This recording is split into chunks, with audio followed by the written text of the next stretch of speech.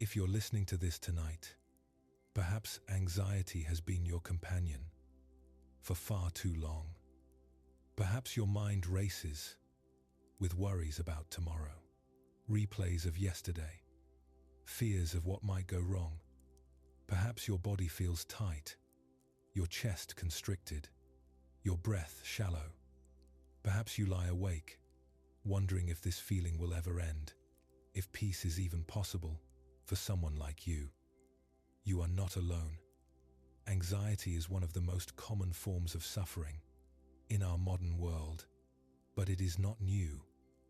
2,500 years ago, the Buddha taught extensively about fear, worry, and the restless mind, and the people who came to him carried the same burdens you carry now.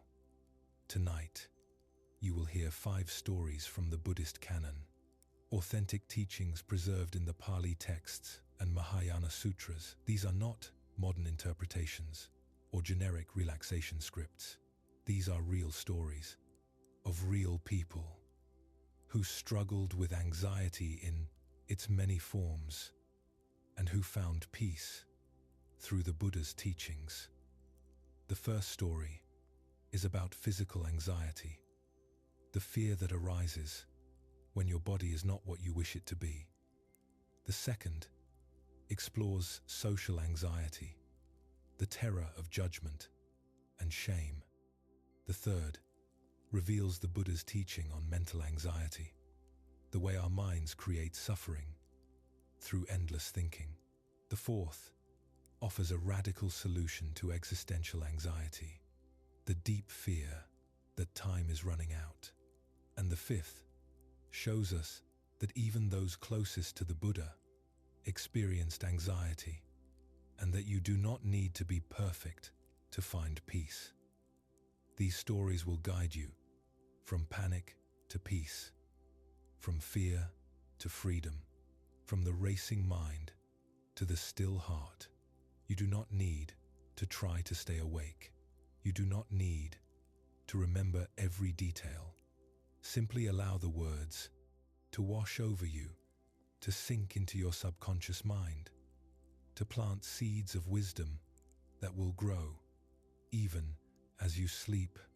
Let your body begin to relax now. You are safe. You are held. And for the next 3 hours, you can rest. Take a deep breath in through your nose, filling your lungs completely. Hold it for just a moment, and now release it slowly through your mouth, letting your whole body soften with the exhale. Again, breathe in deeply, feeling your belly expand, your chest open, and breathe out, releasing any tension you've been holding in your shoulders, your jaw, your forehead. One more time. Breathe in, peace.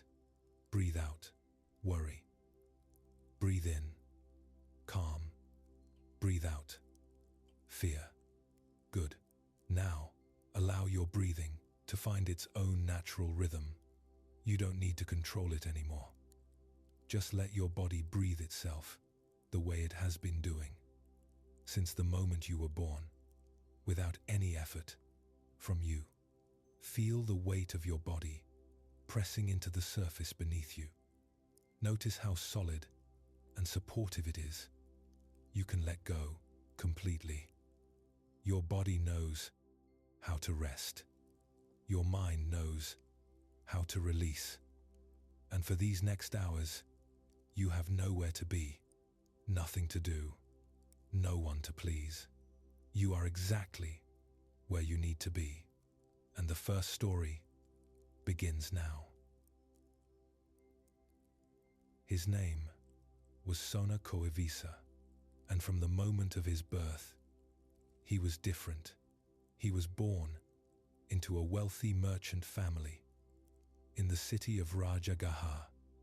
During the time of the Buddha, his parents were prominent, respected, wealthy enough to give their son every advantage. But when Sona was born, the midwives saw immediately that something was unusual. The soles of his feet were covered in fine, soft hair, not just a little hair, but a thick covering, like fur, growing from the tender skin of his feet. It was not painful, it was not dangerous, but it was different. And different was frightening.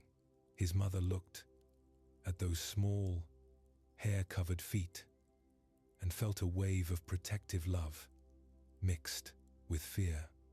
What would people say? How would they treat her son? Would he be mocked, rejected, seen as cursed or defective? His father, practical and concerned with reputation, made a decision. Sona would be kept hidden. He would not go out into the streets where people could see his feet and gossip. He would be raised inside the family compound, protected from the cruelty of the world. And so Sona grew up in a beautiful prison. He had fine clothes, excellent food, private tutors who came to teach him reading, writing, mathematics, and philosophy. He had gardens to walk in, courtyards to play in, servants to attend to his every need. But he had no friends.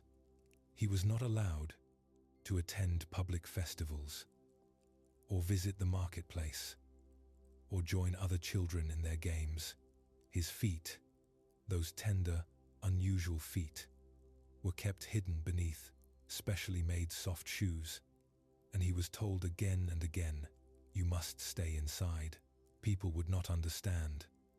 They would hurt you with their words, their stares, their judgment. Sona learned to read the anxiety in his parents' eyes. Whenever he asked to go outside, he learned that his body was somehow wrong, somehow shameful, something to hide. And slowly, that belief sank deep into his heart. He began to feel that he himself was the problem, not just his feet, but him. His entire existence felt like a burden, something his family had to manage and conceal. The anxiety became his constant companion. Every time he heard voices from the street beyond the compound walls, he felt a mixture of longing and terror. He wanted to be out there, to be part of the world, to live freely. But he was afraid. What if people laughed at him? What if they recoiled in disgust? What if his parents were right, and the world was too cruel for someone like him? By the time Sona reached young adulthood, the anxiety had grown into a heavy, suffocating presence. He felt trapped, not just by the walls of his home, but by his own body. He hated his feet. He hated the hair that grew on them. He hated that something so small, so insignificant, had defined his entire life. One day, he overheard servants talking about a teacher who had come to Rajagaha. They said this teacher, a wandering monk called the Buddha, taught that suffering could end, that peace was possible, that all beings, no matter their circumstances, could find freedom. Sona felt something stir in his chest, a tiny spark of hope, fragile and frightening. Could it be true? Could someone like him find peace? Or was he too broken, too defective, too different? He made a decision that terrified him. He would leave the compound. He would go, find this Buddha. He would see if freedom was real, or if it was just another beautiful lie. His parents tried to stop him. "Sona, you cannot. People will see. They will talk. You will be humiliated." But for the first time in his life, Sona defied them. "I cannot live like this anymore," he said, his voice shaking. "If I must be humiliated to find out if peace exists, then I will be humiliated. But I will not die in this prison without trying." He put on his softest shoes and walked out the gate.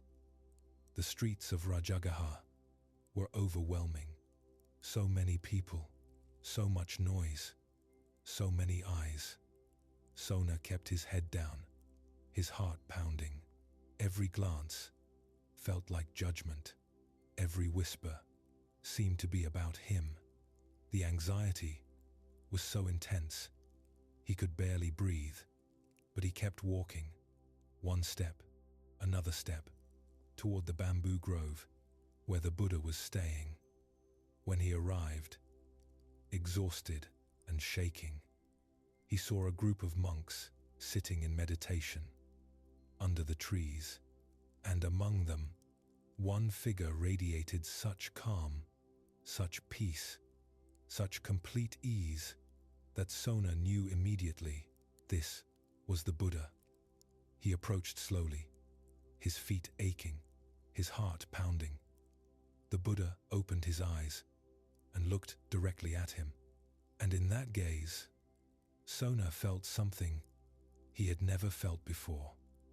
He felt seen, truly seen, not with judgment or pity or disgust, but with simple, clear recognition, as if the Buddha saw him exactly as he was and found nothing wrong. "Welcome," the Buddha said gently. "You have walked a long way.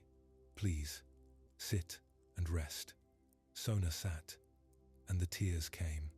Years of hidden pain, years of shame, years of anxiety poured out of him.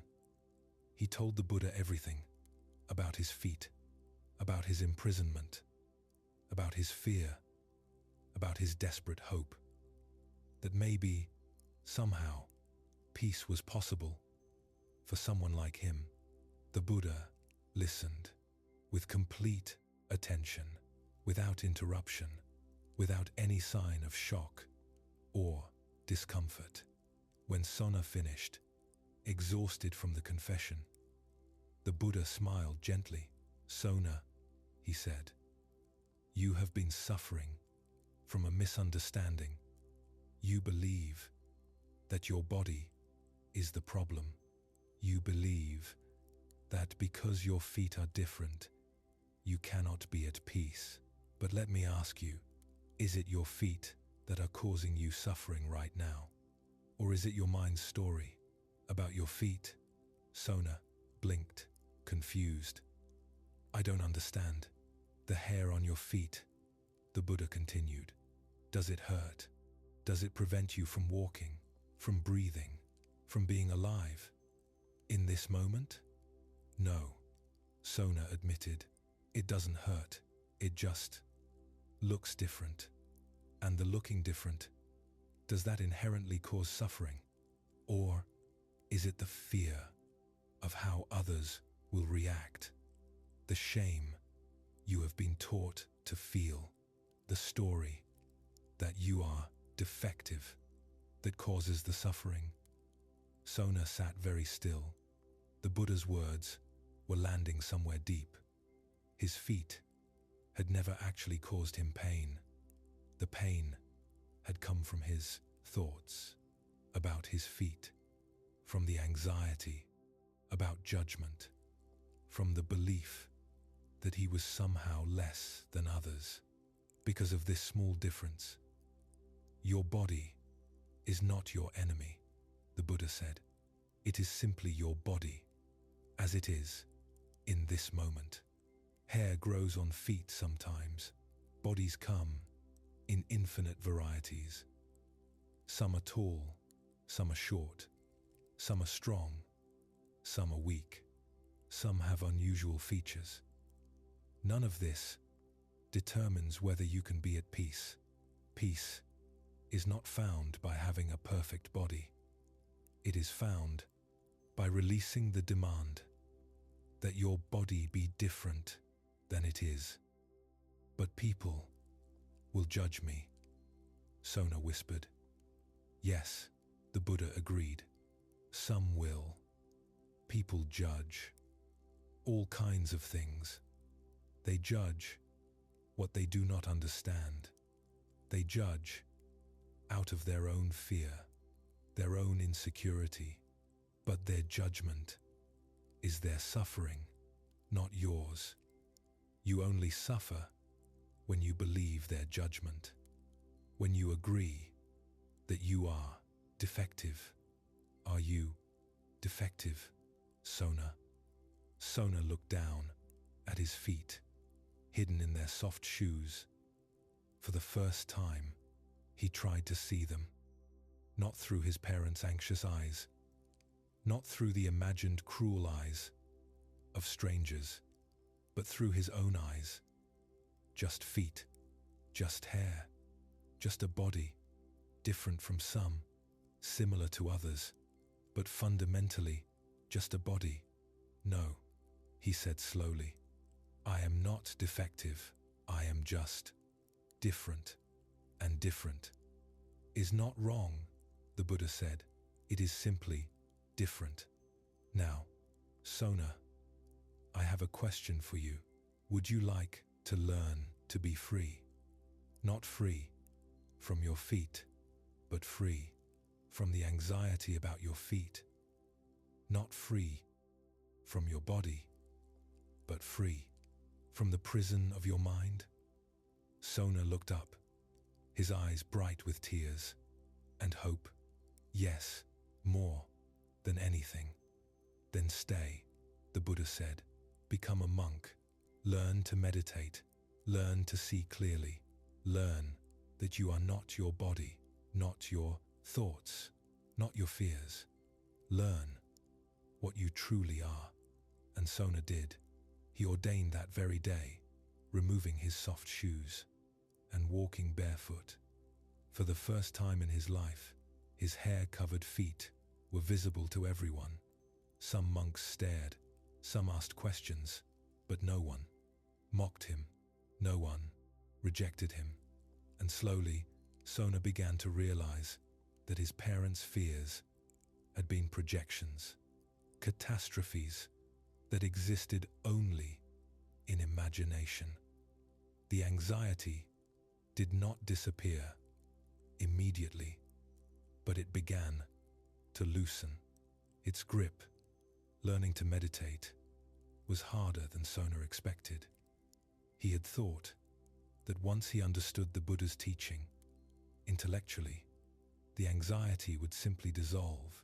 But sitting in meditation, trying to focus on his breath, he discovered that his mind was a chaos of worry. Within minutes of closing his eyes, the thoughts would flood in. What are the other monks thinking about my feet? Am I doing this meditation correctly? What if I fail at this too? What if I'm not capable of enlightenment? What if I've wasted my life, leaving my family? What if? What if? What if? The Buddha had assigned him a senior monk as a teacher, a gentle, patient man named Ananda. When Sona confessed his struggle, Ananda smiled with recognition. Ah, Ananda said, you are discovering the anxious mind. This is good. You cannot change what you do not see. But how do I make it stop? Sona asked desperately. You don't, Ananda replied. Not at first. First, you simply observe it. Watch how anxiety arises. Notice what triggers it. See how it feels in your body. Where does it live? Your chest, your stomach, your throat. Be curious about it, as if you were studying a strange animal. So Sona tried. The next time, he sat in meditation, and the anxiety arose. Instead of fighting it or getting lost in it, he tried to observe it. He noticed that it started with a thought, usually a what-if thought, and then his body would react. His chest would tighten, his breath would become shallow, his stomach would clench, and then more thoughts would pile on, interpreting the physical sensations as evidence that something was indeed wrong. It was a cycle. Thought triggered sensation. Sensation triggered more thoughts. Thoughts triggered more sensations. Around and around. I see it, Sona told Ananda. But seeing it doesn't make it stop. Not yet, Ananda agreed. But seeing it is the first step. Now, the next step. When you notice the cycle starting, can you interrupt it? Not by fighting it, but by bringing your attention back to something neutral. Your breath. For example, feel the breath at your nostrils, cool on the inhale, warm on the exhale. Every time the anxious thoughts pull you away, gently, without judgment, return to the breath again and again, 1,000 times if necessary. Sona practiced this for weeks. It was tedious. It was frustrating. It felt like he was failing constantly because the thoughts kept coming back. But Ananda assured him, returning to the breath was not failure. It was the practice. Every time he noticed he was lost in anxiety and came back to the present moment, he was succeeding. Gradually, something began to shift. The gaps between thoughts grew longer. The grip of anxiety loosened slightly. He began to notice that he could be aware of an anxious thought without being consumed by it. He could watch it arise, see it clearly, and watch it pass away like a cloud moving across the sky. One day, during meditation, he had a sudden insight. The thoughts were not him. The anxiety was not who he was. They were just phenomena, mental events, arising and passing based on conditions. He was the awareness that noticed them, and that awareness was always calm, always spacious, always free, even when anxiety was present. It was like discovering that he had been living in one small, dark room of a vast, bright house, believing that room was the entire world. But there was so much more. The awareness was the whole house. The anxiety was just one room, and he could choose where to place his attention. He opened his eyes, and Ananda was sitting nearby, watching him with a knowing smile. "You saw it, didn't you?" Ananda said. "I saw it," Sona confirmed, his voice full of wonder. "I am not the anxiety. I am the one who knows anxiety is happening." "Yes," Ananda said, "and from that place of awareness, you can hold the anxiety with compassion instead of fear. You can say to it, 'I see you. I know you're trying to protect me, but I'm safe. You can relax.'" This became Sona's practice. Whenever anxiety arose, instead of panicking about the panic, he would place his hand on his chest and say silently, "I see you. I'm safe. You can relax." And often, not always, but often, the anxiety would soften. The Buddha saw the change in him. One evening, after a teaching, the Buddha called Sona over. "How is your practice progressing?" the Buddha asked. "It's better," Sona said. "The anxiety still comes, but it doesn't own me anymore. I can watch it, I can work with it, I can live my life even when it's present." The Buddha nodded. This is maturity. Many people think that enlightenment means never feeling anxiety, never feeling fear, never feeling any difficult emotion. But that is not what I teach. I teach the end of suffering, not the end of feeling. Anxiety may arise. That is a natural response to perceived threat. But suffering arises when you resist the anxiety, when you hate it, when you believe. It means something is wrong with you. You have learned to feel anxiety without suffering. This is wisdom. Sona felt tears prick his eyes. For so many years, he had believed something was fundamentally broken in him. His feet were wrong. His anxiety was wrong. He was wrong. But the Buddha was telling him that he was not broken. He was human. And being human meant experiencing the full range of feelings, including fear, without being destroyed by them. "Thank you," Sona whispered. The Buddha smiled. "Thank your own courage. You were the one who left the prison. You were the one who walked through fear to find me. You were the one who practiced day after day, even when it was difficult. I only pointed the way. You walked the path." In the months and years that followed, Sona's practice deepened. He learned to extend compassion, not just to his anxiety, but to his body, the body he had hated for so long. He would sit in meditation and mentally thank his feet for carrying him, thank his legs for their strength, thank his heart for its steady beating.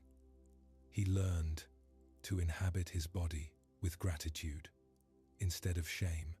Other monks, seeing his transformation, began to come to him for advice about their own anxieties, and Sona found that teaching others what he had learned deepened his own understanding. One young monk, struggling with intense social anxiety, asked Sona, "How did you stop caring what people think?" Sona laughed gently. "I didn't stop caring completely. I'm human, but I stopped letting their opinions determine my worth. I realized that people's judgments are usually about them, not about me. And more importantly, I stopped judging myself. Once I accepted myself, others' opinions lost their power. But how do you accept yourself when you have real flaws?" the young monk pressed. "Everyone has real flaws," Sona replied. "Acceptance doesn't mean pretending you're perfect. It means acknowledging your imperfections without drowning in shame. It means saying, 'Yes, this is how I am right now, and I am still worthy of love, still capable of peace, still valuable exactly as I am.'" The young monk looked at Sona's feet clearly visible now that Sona walked barefoot, like all the monks. And your feet? Do you still wish they were different? Sona looked down at them, those feet that had once been the source of so much suffering. Sometimes, he admitted honestly, old habits of thought don't disappear completely. But when that wish arises, I notice it, I smile at it, and I remind myself, these feet have carried me to freedom. They are perfect, exactly as they are. Years passed. Sona became known as a skilled teacher, especially for those struggling with anxiety about their bodies, their identities, their place in the world.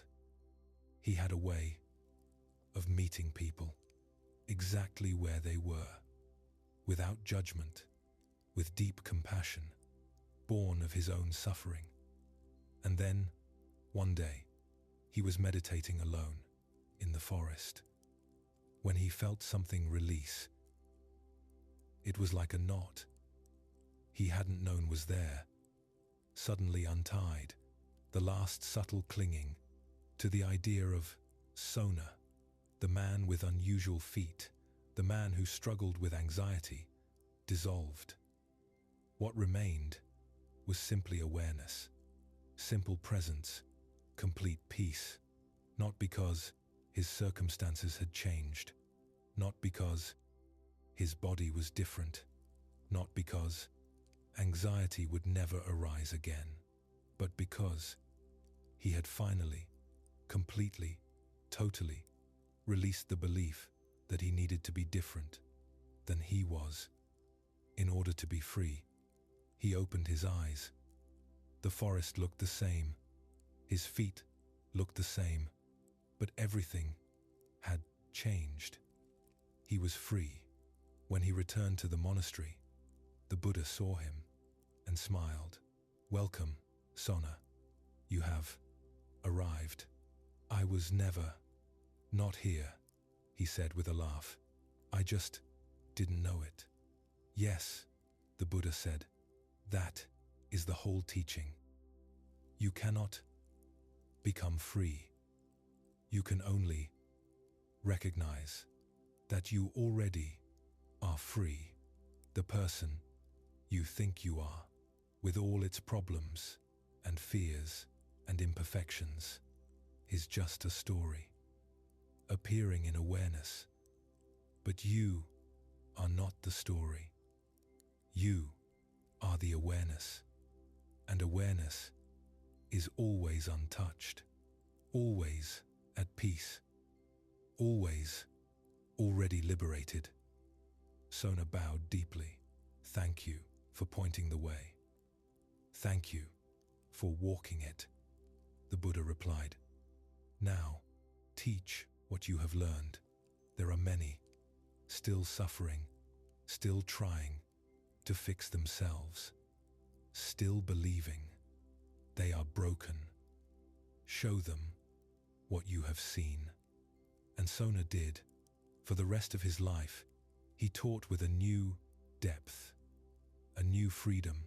He still taught the practical methods for working with anxiety, all the tools that had helped him along the way. But he also taught the ultimate truth. You are not broken. You were never broken. You are the vast, spacious awareness in which all experiences arise and pass. Anxiety can come and go. Fear can come and go. Pain can come and go. But you, the true you, are always free. People felt the difference in his teaching. Before, he had taught as someone who had overcome anxiety. Now, he taught as someone who had seen through the illusion that there was anyone to overcome anything. He was simply present, simply clear, simply free. One day, an old man came to him, carrying a lifetime of worry on his bent shoulders. "I am dying," the old man said, "and I am afraid. I have wasted my whole life in fear. Fear of failure, fear of poverty, fear of judgment, fear of death. And now death is here, and I am still afraid. Is it too late for me?" Sona looked at him with infinite compassion. "It is never too late. Tell me, who is it that is afraid?" "I am afraid," the old man said. "Yes, but who are you? Are you your thoughts about death? Are you the fear itself? Or are you the one who notices that fear is present?" The old man paused, confused. "I don't understand." "Close your eyes," Sona instructed gently. "Notice that fear is there. See it clearly. Feel it in your body. Now, who is noticing the fear?" The old man was silent for a long moment. Then his eyes opened wide. "Something is watching the fear. Something that is not afraid." "Yes," Sona said softly, "that something is what you truly are. The fear is just a visitor. It comes and it goes. But you, the awareness, you are always here, always untouched, always free. Even when you die, that awareness does not die. It simply continues, vast and clear and free." The old man began to cry, but his tears were not of sadness. "I have spent 70 years believing I was the fear, but I am not the fear. I am the space in which fear appears." "Yes," Sona confirmed, "you are the space. You are the awareness. You are already free. You have always been free. Death will come, and the body will end, and the fear will be seen for what it is, just a thought, just a sensation, arising and passing in the infinite space of what you are." The old man bowed to Sona, his face radiant with peace. "Thank you. I am ready now." He left, and Sona heard later that the old man died peacefully 3 days later with a smile on his face. This was the power of the teaching, not to make anxiety go away, but to show people what they were beyond anxiety, not to fix the self, but to see through illusion of a separate self that needed fixing. Sona lived until he was very old. His body grew frail. His hair-covered feet carried him more slowly, but his mind was clear. His heart was open, and his awareness was vast and free. On his last day, surrounded by monks and students, someone asked him, "Venerable Sona, what is your final teaching?" He smiled, looked at his feet one last time, and said, "You are not your body. You are not your thoughts. You are not your fears. You are the awareness that holds it all. Rest in that and be free." And with that, he closed his eyes and let go. His breath stopped. His body became still. But the awareness that had witnessed a lifetime of anxiety and peace struggle and liberation did not end. It simply returned to its source, like a wave, returning to the ocean, never separate, always whole, always free. After Sona passed away, his students gathered to share memories and teachings. One monk in particular, a young man named Ratatapala, had been deeply transformed by Sona's teaching. He asked the elder monks if he could share something he had learned from Sona that had never been written down. The monks agreed, and Ratapala spoke. In the last year of his life, I was serving as Venerable Sona's attendant.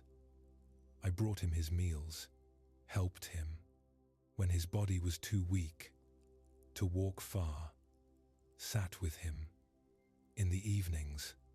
One night, there was a terrible storm. The rain pounded on the roof. Thunder shook the walls. Lightning split the sky. I was frightened by the intensity of it, and I went to check on Sona, worried that the noise would disturb in his rest. But when I entered his dwelling, I found him sitting by the open window, watching the storm with a peaceful smile on his face. I asked him, "Venerable, aren't you afraid? The storm is so violent." He looked at me and said, "Come, sit with me. Let me show you something." I sat beside him, and we watched the rain falling, the lightning flashing, the trees bending in the wind. "What do you see?" he asked me. "I see danger," I admitted. "I see trees that might fall. I see lightning that could strike. I see a storm that could destroy." "Yes," he said, "your mind sees danger, because that is what minds do. They scan for threat. But now, look again, not with your thinking mind, but with simple awareness. What is actually happening?" I tried, and I saw rain falling, just water, falling from sky to earth. I saw wind moving, just air in motion. I saw lightning, a flash of light. I saw trees bending, flexible and strong. "Is the rain trying to harm you?" Sona asked. "No," I realized. "It's just raining. It has no intention toward me at all." "Exactly," he said. "The storm is not good or bad. It is not trying to hurt you or help you. It is simply weather, doing what weather does. Your fear is not caused by the storm. Your fear is caused by your thoughts about the storm, the story that the storm is dangerous, that you are vulnerable, that something bad might happen, but things could happen." I protested. "A tree could fall, lightning could strike." "Yes," he agreed, "bad things can happen, but they are not happening right now. Right now, you are safe inside this dwelling, dry and warm, watching rain fall. The suffering you feel is not from actual danger. It is from imagined danger, from the future disaster your mind is creating." He placed his hand on my shoulder. "This is the essence of anxiety. It is always about a future that does not exist, and it prevents you from experiencing the beauty of this moment, Look at the rain again. Really. Look. I looked, and I saw that the rain was beautiful, each drop catching the light. The sound, like a symphony. The smell of wet earth rising. The way the world was being washed clean. Life is like this storm, Sona said softly. It is unpredictable. It is sometimes intense.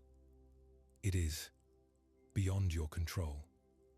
And your mind will always generate fear about it, because that is what minds do. But you can learn to watch the storm without becoming the storm. You can feel the fear without believing the fear. You can be present with what is, rather than lost in what might be. We sat together in silence for a long time, just watching the rain, and slowly I felt my fear dissolve, not because the storm had stopped, but because I had stopped resisting it. I had stopped fighting reality. I had relaxed into what was actually happening, rather than what I imagined might happen when the storm finally passed. Sona said to me, "Remember this. When anxiety arises, it is like a storm in your mind. You can watch it the same way we watch this rain. You don't have to become the storm. You don't have to be swept away by it. You can be the awareness that holds the storm, vast and spacious, like the sky, untouched by the weather passing through." That teaching changed my life. Whenever I feel anxious now, I remember that night. I remember watching the rain with Sona, and I remember that I am not the storm. I am the sky. Ratapala finished speaking, his eyes wet with tears. The other monks sat in silence, absorbing the story. Finally, one elder monk spoke. "Sona's teaching lives on through you, through all of us who learned from him. He showed us that anxiety is not the enemy. It is just weather passing through the vast sky of awareness. May we all remember this. May we all rest in the sky." And the monks bowed together, honoring the memory of Sona Koivisa, the man who had transformed his suffering into wisdom, his prison into freedom, his anxiety into peace. Let the story of Sona settle into your heart now, as you rest here in the darkness, as your body grows heavier and more relaxed with each breath. Sona's story began with a body that was different, a body that his family believed needed to be hidden. And perhaps you too carry shame about your body. Perhaps you wish it were different, stronger, thinner, taller, more attractive, healthier, younger. Perhaps you spend energy hating it, hiding it, trying to fix it. But your body is not your enemy. Your body is doing its best to carry you through this life. And the anxiety you feel about your body is not caused by your body. It is caused by your thoughts about your body, by the story that you are not acceptable as you are. What if you could meet your body the way Sona finally learned to meet his feet with acceptance, with gratitude, with the recognition that this body, imperfect as it is the vehicle through which you experience life, through which you can practice, through which you can love and be loved. Place your hand on your heart now. Feel it beating steadily, without any effort from you, keeping you alive every moment of every day. Say silently, thank you. Thank your heart for its faithfulness. Thank your lungs for breathing. Thank your legs for carrying you. Thank your hands for all they do. Thank your body for its incredible work, even when you have judged it, even when you have hated it. And if anxiety is present in your body right now, that tightness in your chest, that clench in your stomach, those tense shoulders, speak to it gently. I see you. I know you're trying to protect me. Thank you. But I'm safe right now. You can relax. You don't have to fight your anxiety. You don't have to make it go away. You simply have to stop believing that it means something is wrong with you. Anxiety is just a feeling, a cluster of sensations, arising and passing based on conditions. It is not who you are. You are the vast awareness that holds the anxiety, that watches it, that remains free even when anxiety is present. Sona discovered that he was not his feet, not his shame, not his anxiety. He was the awareness in which all of those things appeared. And that awareness was always free, always at peace, always whole. You are that same awareness. You are not your body. You are not your thoughts. You are not your fears.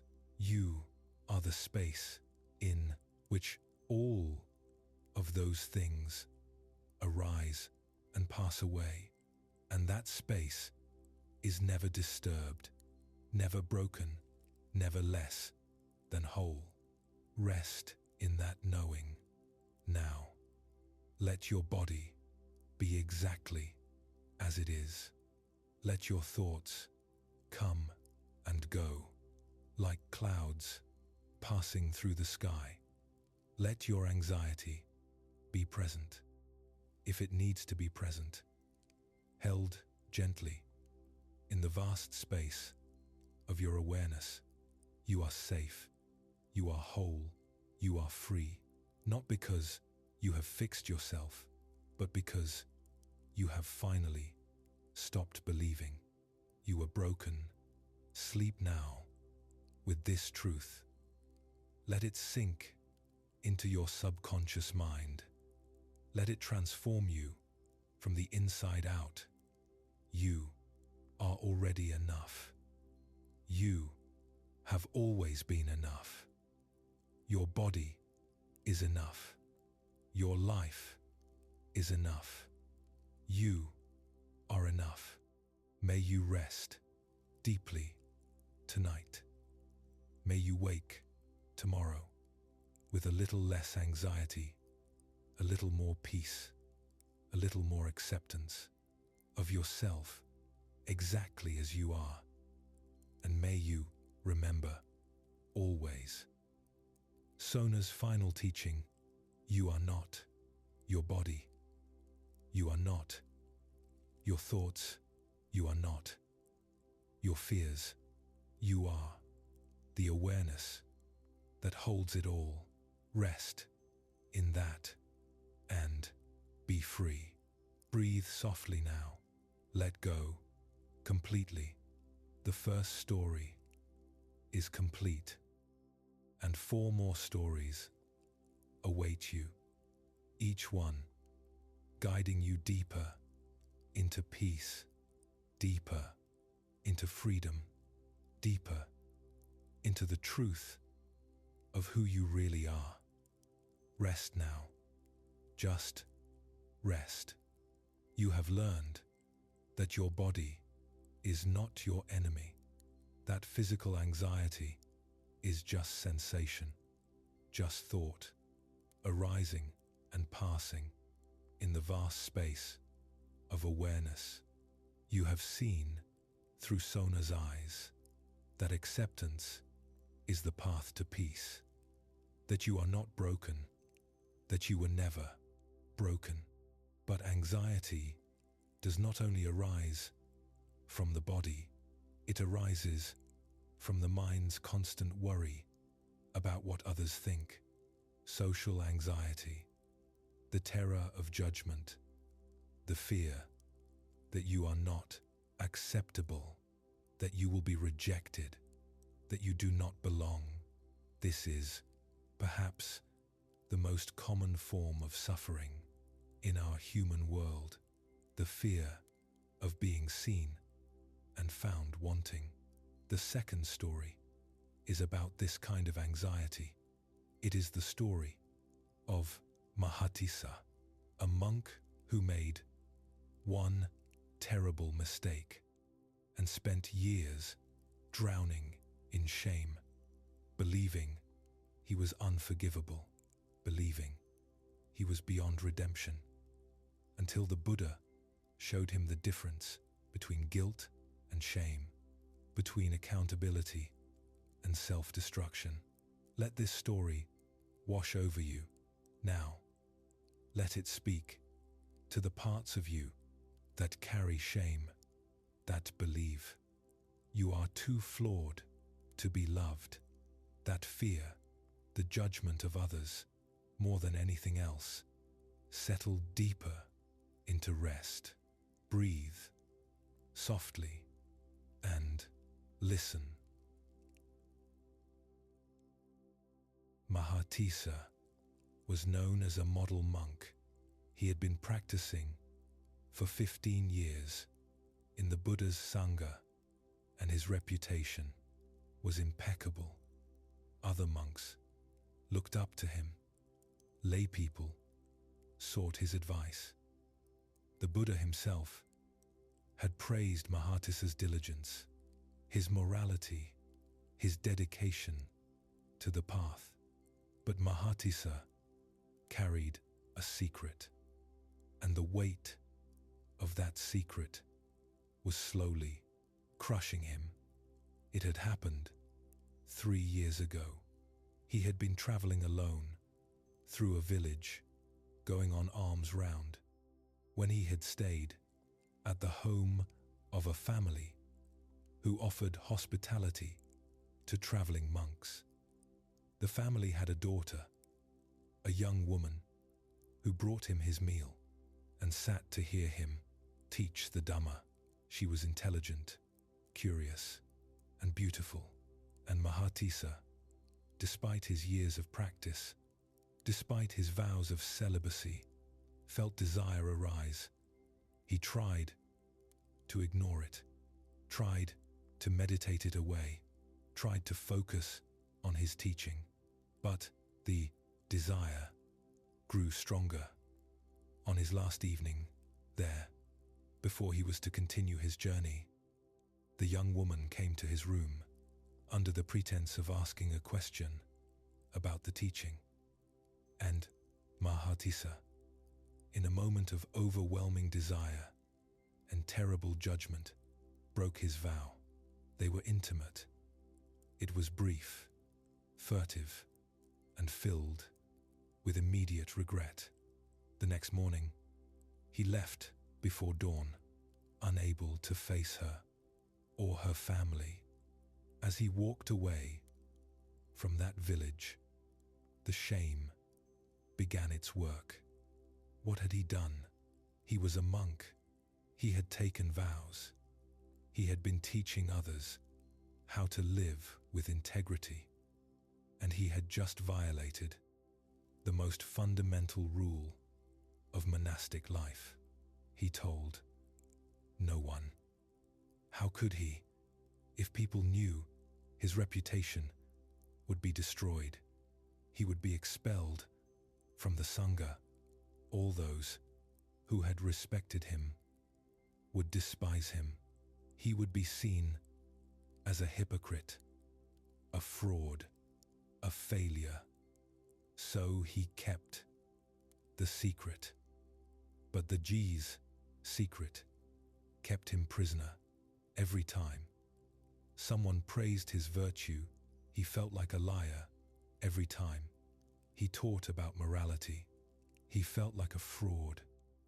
Every time he sat in meditation, the memory of that night would surface, and the shame would pour over him like acid. He became obsessed with his reputation. He needed people to think well of him because he knew the truth. He was not what they thought. He was broken, flawed, unworthy, and if they ever found out, he would be exposed, destroyed, abandoned. The anxiety grew until it consumed him. He could not sleep. He could not eat. He could not focus in meditation. He was constantly vigilant, constantly afraid that somehow someone would discover what he had done. He imagined the young woman telling her family. He imagined her father coming to the monastery to expose him. He imagined the Buddha's disappointed face. He imagined the other monks turning away from him in disgust. None of these things actually happened, but in his mind, they happened every day. His fellow monks began to notice that something was wrong. Mahatissa, once so serene and confident, had become withdrawn, nervous, jumpy. He avoided eye contact. He refused invitations to teach. He sat in the back of assemblies instead of the front. One monk, a kind man named Sariputta, approached him with concern. "Brother Mahatissa, you seem burdened. Can I help?" Mahatissa wanted to confess. The urge to tell someone, to release the pressure of the secret, was overwhelming. But the fear was stronger. If he told Sariputta, Sariputta would be obligated to report it. And then everyone would know. And then his life would be over. "I'm fine," Mahatissa lied. "Just tired." Sariputta looked at him with compassionate eyes. "You know, whatever burden you carry, the Buddha has said that confession is cleansing. Secrets poison the mind. Truth, even painful truth, brings relief." Mahatissa nodded, unable to speak, and walked away before he broke down completely. That night, alone in his dwelling, Mahatissa considered suicide. The shame was unbearable. The anxiety was unbearable. The constant vigilance, the constant fear of exposure, the constant self-hatred. It was too much.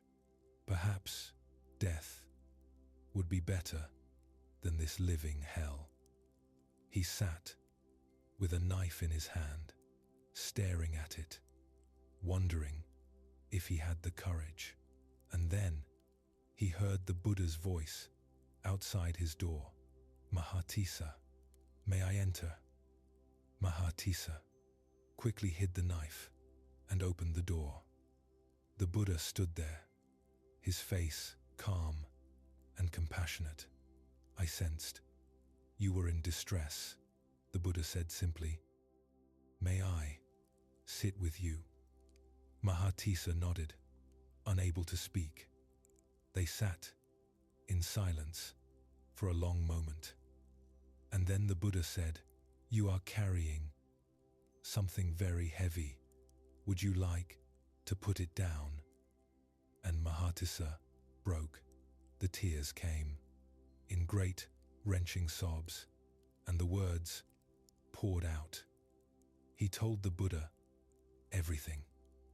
The desire, the breaking of his vow, the 3 years of secret shame, the constant anxiety, the suicidal thoughts, all of it. When he finished, he could not look at the Buddha. He waited for the judgment, the disappointment, the expulsion. But the Buddha's voice, when he spoke, was infinitely gentle. Mahatisa, look at me. Mahatisa forced himself to lift his eyes. The Buddha's face held no disgust, no anger, no disappointment, only compassion. You made a mistake, the Buddha said. A serious mistake, a violation of your vows. That is true. But you are not, and you will not be the last. What has been causing your suffering these 3 years is not the mistake itself. It is the secret. It is the shame. It is the belief that this one action defines who you are forever. But I am a hypocrite, Mahatisa whispered. I taught virtue while being corrupt. How can I be forgiven? Do you want to be forgiven, or do you want to be punished? The Buddha asked. Mahatisa stared at him, confused.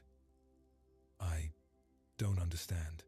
There is a difference, the Buddha explained, between guilt and shame. Guilt says, I did something wrong. Shame says, I am something wrong. Guilt is healthy. It helps you acknowledge harm, make amends, and change your behavior. Shame is toxic.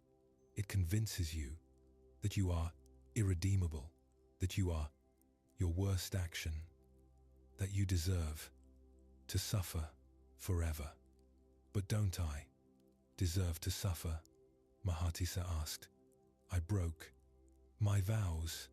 You deserve to face the consequences of your actions, the Buddha said.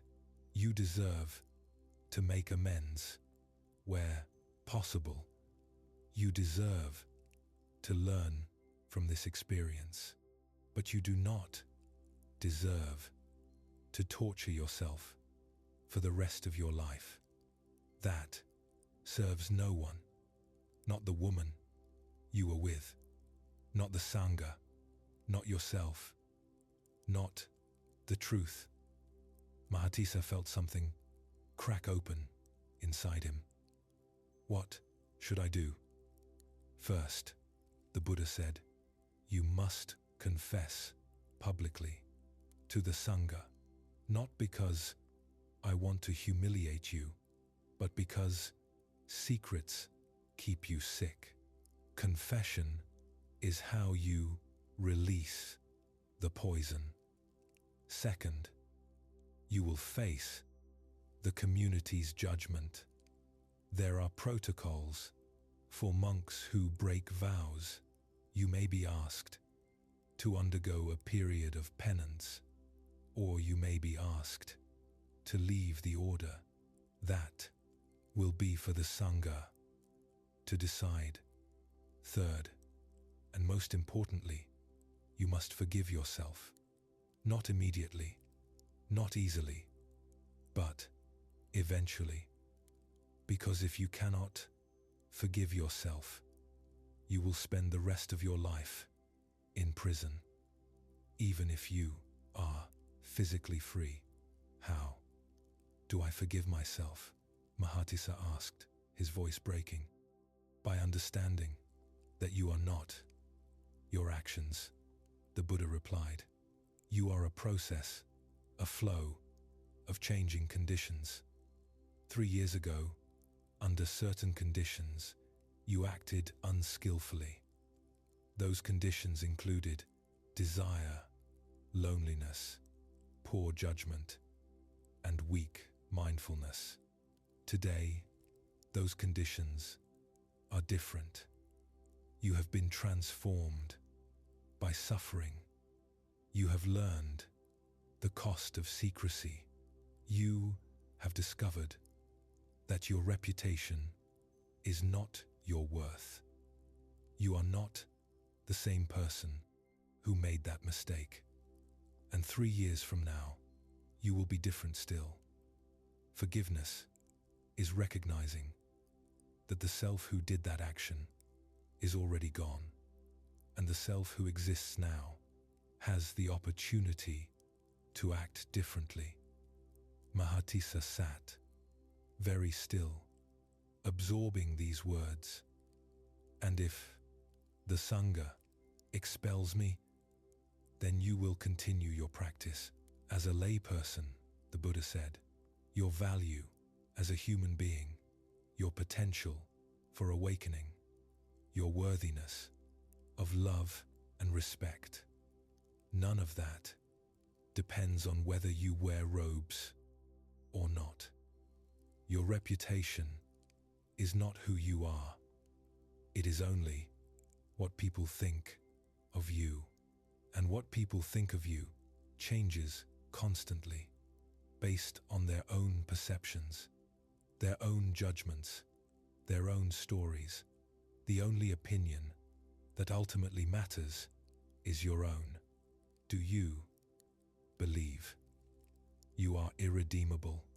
Mahatissa looked inside himself, past the shame, past the fear, past the self-hatred, and he found something small but real, a belief that he could change, that he could learn, that he could be better. No, he said quietly, I don't believe I'm irredeemable. Then you are not, the Buddha said. Now come, let us face the Sangha together. The next morning, the Buddha called an assembly of all the monks. Mahatissa stood before them, his heart pounding so hard he thought he might collapse.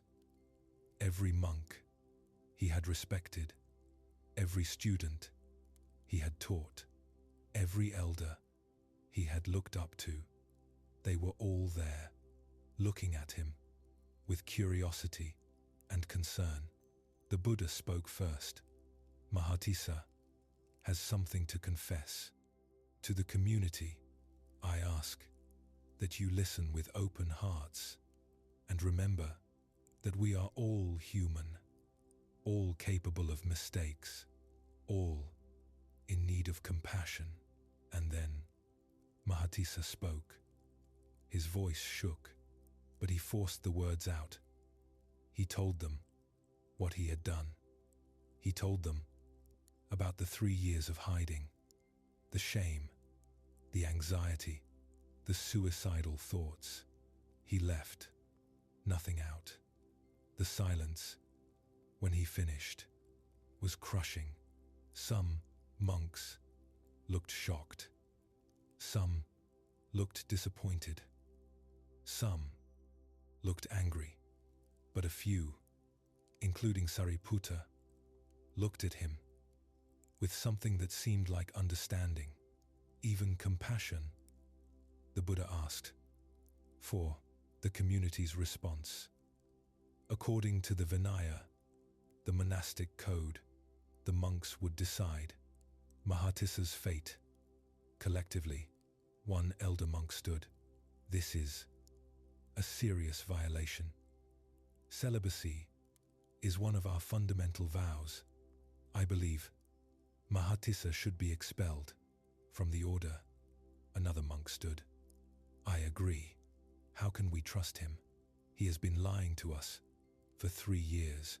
He taught us about virtue while hiding his sin. He is a hypocrite. Mahatissa felt each word like a physical blow. This was what he had feared, what he had anticipated, and it was happening. But then Sariputta stood. Brothers, I ask you to consider something. Mahatissa made a mistake. That is true, but he has also suffered greatly for it. The punishment he has inflicted on himself these 3 years far exceeds anything we could impose. He has been in prison, a prison of shame and fear, and today he has done the hardest thing a person can do. He has told the truth. He has made himself vulnerable. He has risked everything for the sake of honesty. Is that not worth something? Another young monk stood. I appreciate Sariputta's compassion, but what about accountability? If we do not enforce consequences, what message does that send? That monks can break vows and simply confess and be forgiven? The Buddha raised his hand and everyone fell silent. You are all asking important questions. Let me offer some perspective. Mahatissa's action was unskillful and harmful. It violated his vows and broke trust. That is the reality. But we must ask, what is the purpose of consequences? Is it to punish, to exact revenge, to make the person suffer? Or is it to rehabilitate, to restore integrity, to support the person's growth? He looked around the assembly. Mahatissa is already punished. His own mind has tortured him far more effectively than we ever could. The question is not whether he should suffer more. The question is, can he learn from this? Can he rebuild trust? Can he continue his practice in a way that honors his vows and serves the community? The Buddha turned to Mahatissa. Mahatissa, what do you want? Mahatissa's voice was barely a whisper.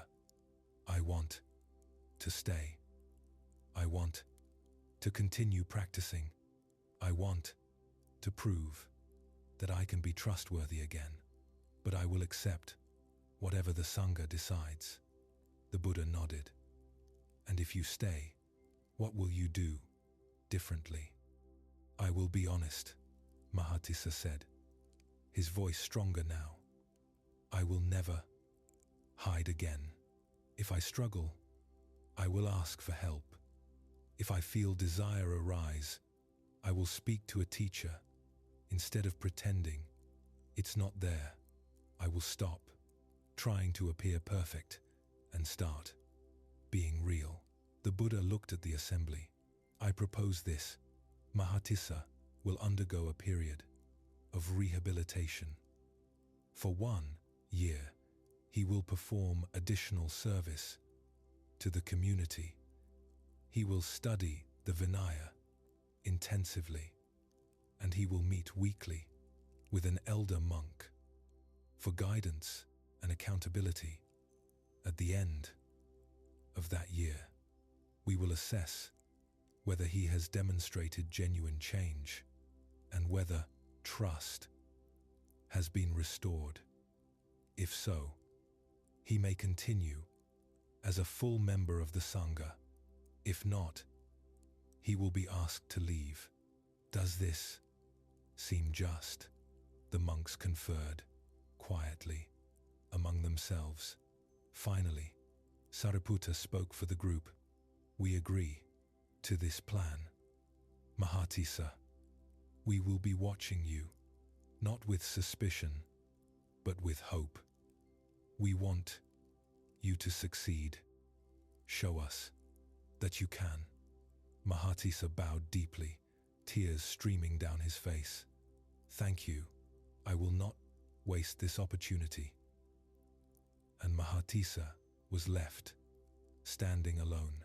He felt lighter than he had in 3 years. The secret was out. The worst had happened, and he had survived. He had not been destroyed. He had been given a chance. But the work was just beginning. The year of rehabilitation was the hardest year of Mahatisa's life, but it was also the most transformative. Every day, he woke early to perform extra chores, cleaning the latrines, hauling water, sweeping the paths. He did this willingly, even gratefully. It was a way to serve, to give back, to demonstrate through action that he was committed to change. He studied the Vinaya, the monastic code, in depth. He memorized the rules, but more importantly, he studied the spirit behind them. The precepts were not arbitrary restrictions. They were guidelines for living with integrity, for creating a community based on trust and respect, for training the mind to let go of craving and aversion. Every week, he met with his assigned elder, a monk named Moggallana, who was known for his directness and his compassion. These meetings were difficult. Moggallana asked hard questions. Have you felt desire this week? Yes, Mahatisa admitted. I saw a woman in the village. When I went for alms, she was beautiful, and I felt desire arise. And what did you do with that feeling? Moggallana asked. I noticed it. I acknowledged it. I did not act on it. I brought my attention back to my breath and continued walking. Good, Moggallana said. Desire is natural. It is not a sin to feel it. The training is in not acting on it, in letting it arise and pass without grasping it. You are learning. But some weeks were harder.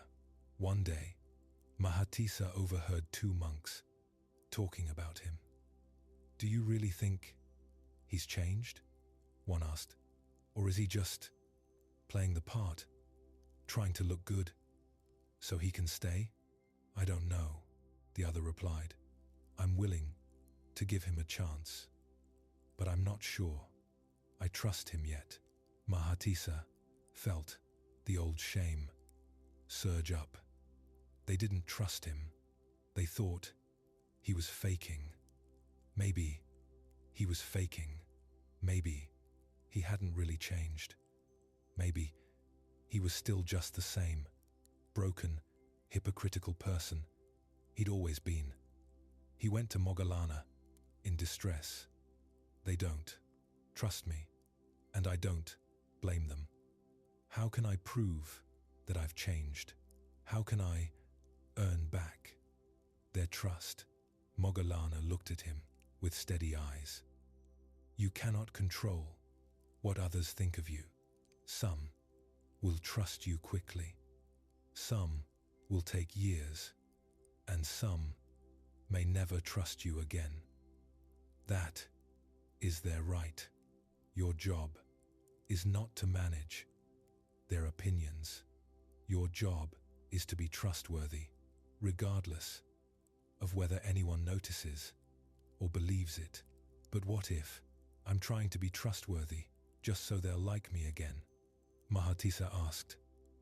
What if my motivation is still about my reputation?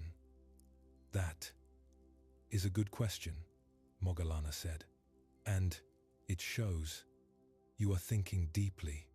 Yes, initially, your motivation might be mixed. You might be trying to be good because you want approval, because you want to avoid shame. That's human.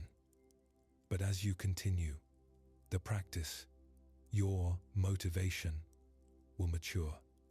You will start being trustworthy because it aligns with your values, because it feels right, because it is who you want to be, regardless of who is watching. How do I get to that mature motivation? Mahatisa pressed. By doing the right thing, even when it doesn't get you anything, Moggallana replied. Do the right thing when no one is watching. Do the right thing when it costs you something. Do the right thing when it doesn't improve your reputation.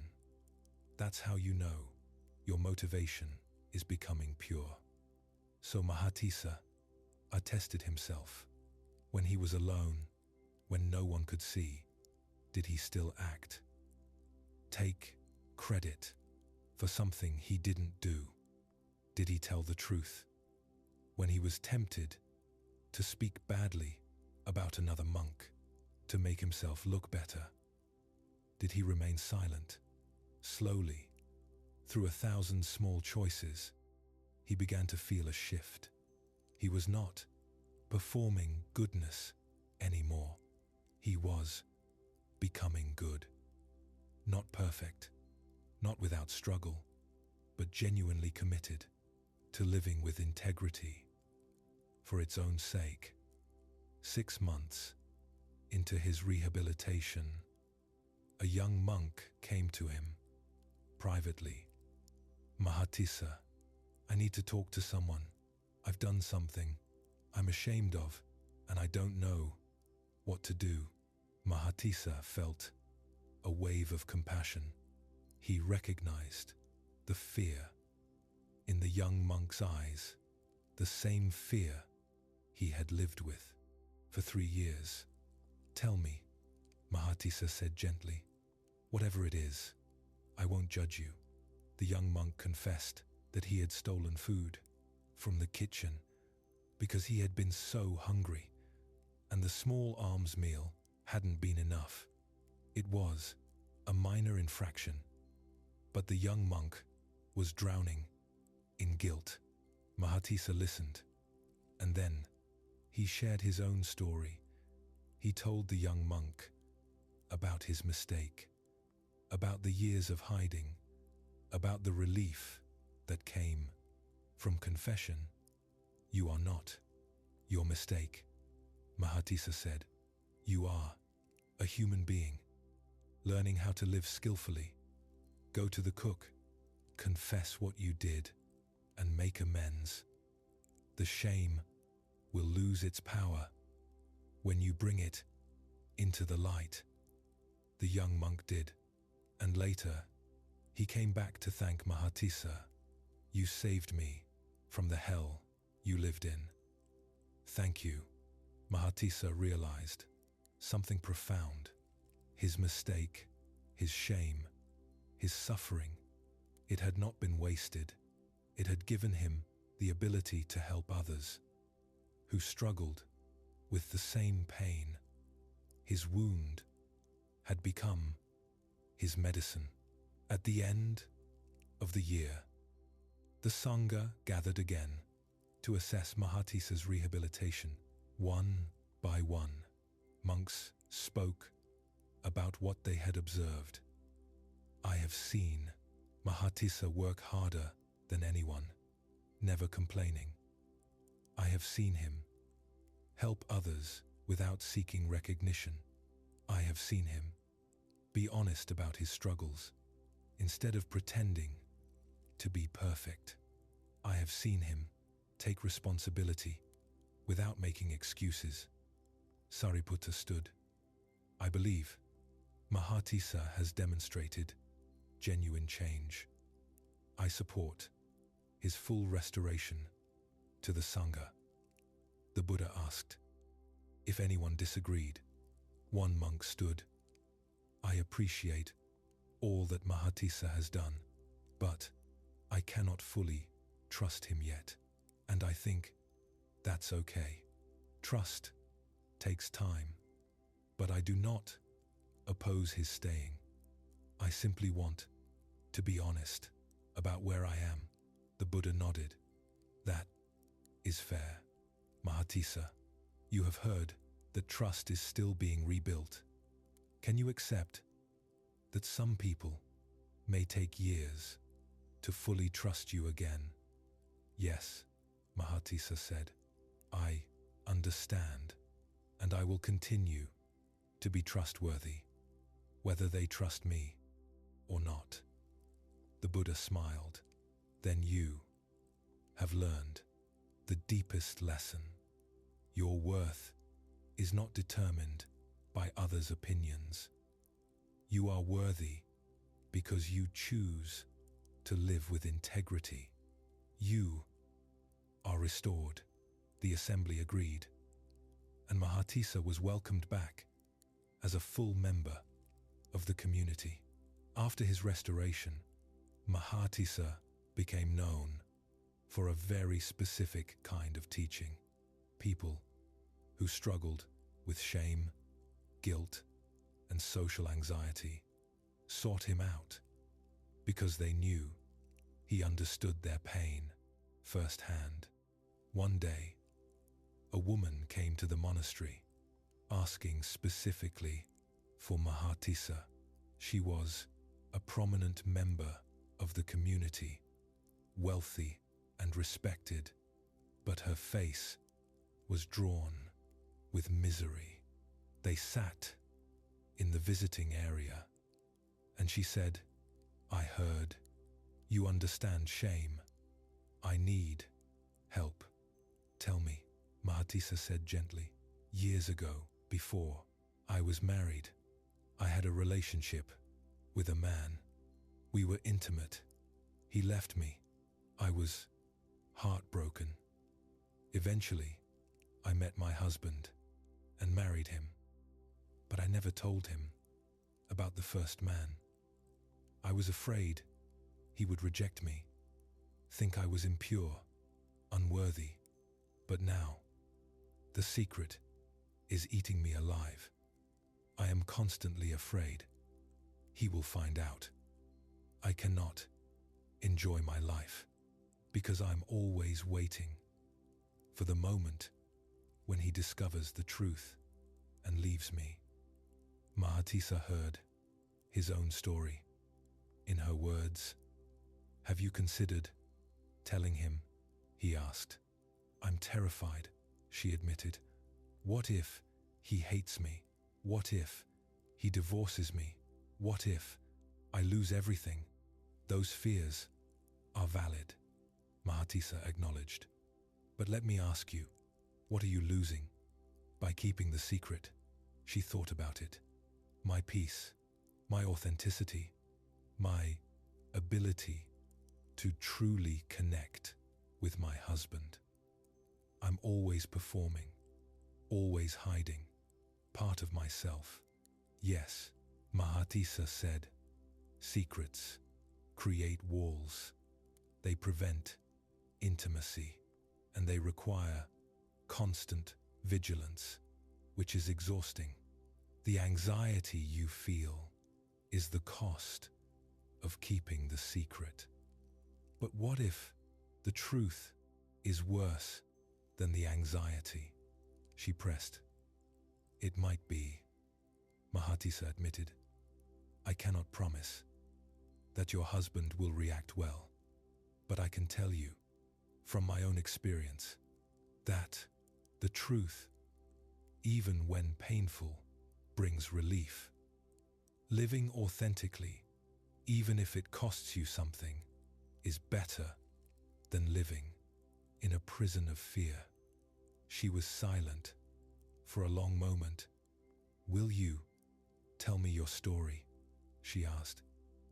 "I've heard rumors, but I want to hear it from you." So Mahatissa told her everything. His mistake, his years of hiding, his confession, his rehabilitation. He did not minimize his actions or make excuses. He simply told the truth. When he finished, she said, "And you survived. You are still here. You are respected again." "Yes," Mahatissa confirmed. "But even if I had not been respected again, I would still be freer now than I was when I was hiding. Because respect based on lies is not real respect, and love based on a false version of you is not real love. Your husband loves who he thinks you are. Don't you want him to love who you actually are?" Tears ran down her face. "Yes, but I'm so afraid." "Fear is natural," Mahatissa said, "but staying in fear forever is not living. You have a choice. You can continue to carry this secret, continue to live with anxiety, continue to pretend, or you can risk the truth and discover what happens. Either way, there is a cost. Only you can decide which cost you're willing to pay." She left, and Mahatissa did not know what she would choose. But 2 months later, she returned.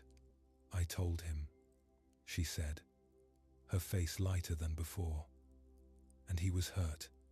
At first, he needed time to process. But he did not leave me. He said he wished I had trusted him sooner.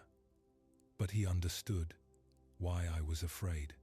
And now, for the first time in our marriage, I feel like he really knows me. The anxiety is gone. The secret is gone. I am free."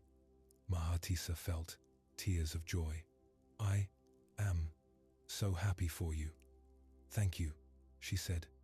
"You gave me the courage to be honest. You showed me that the truth, even when hard, is better than living in fear." This pattern repeated again and again.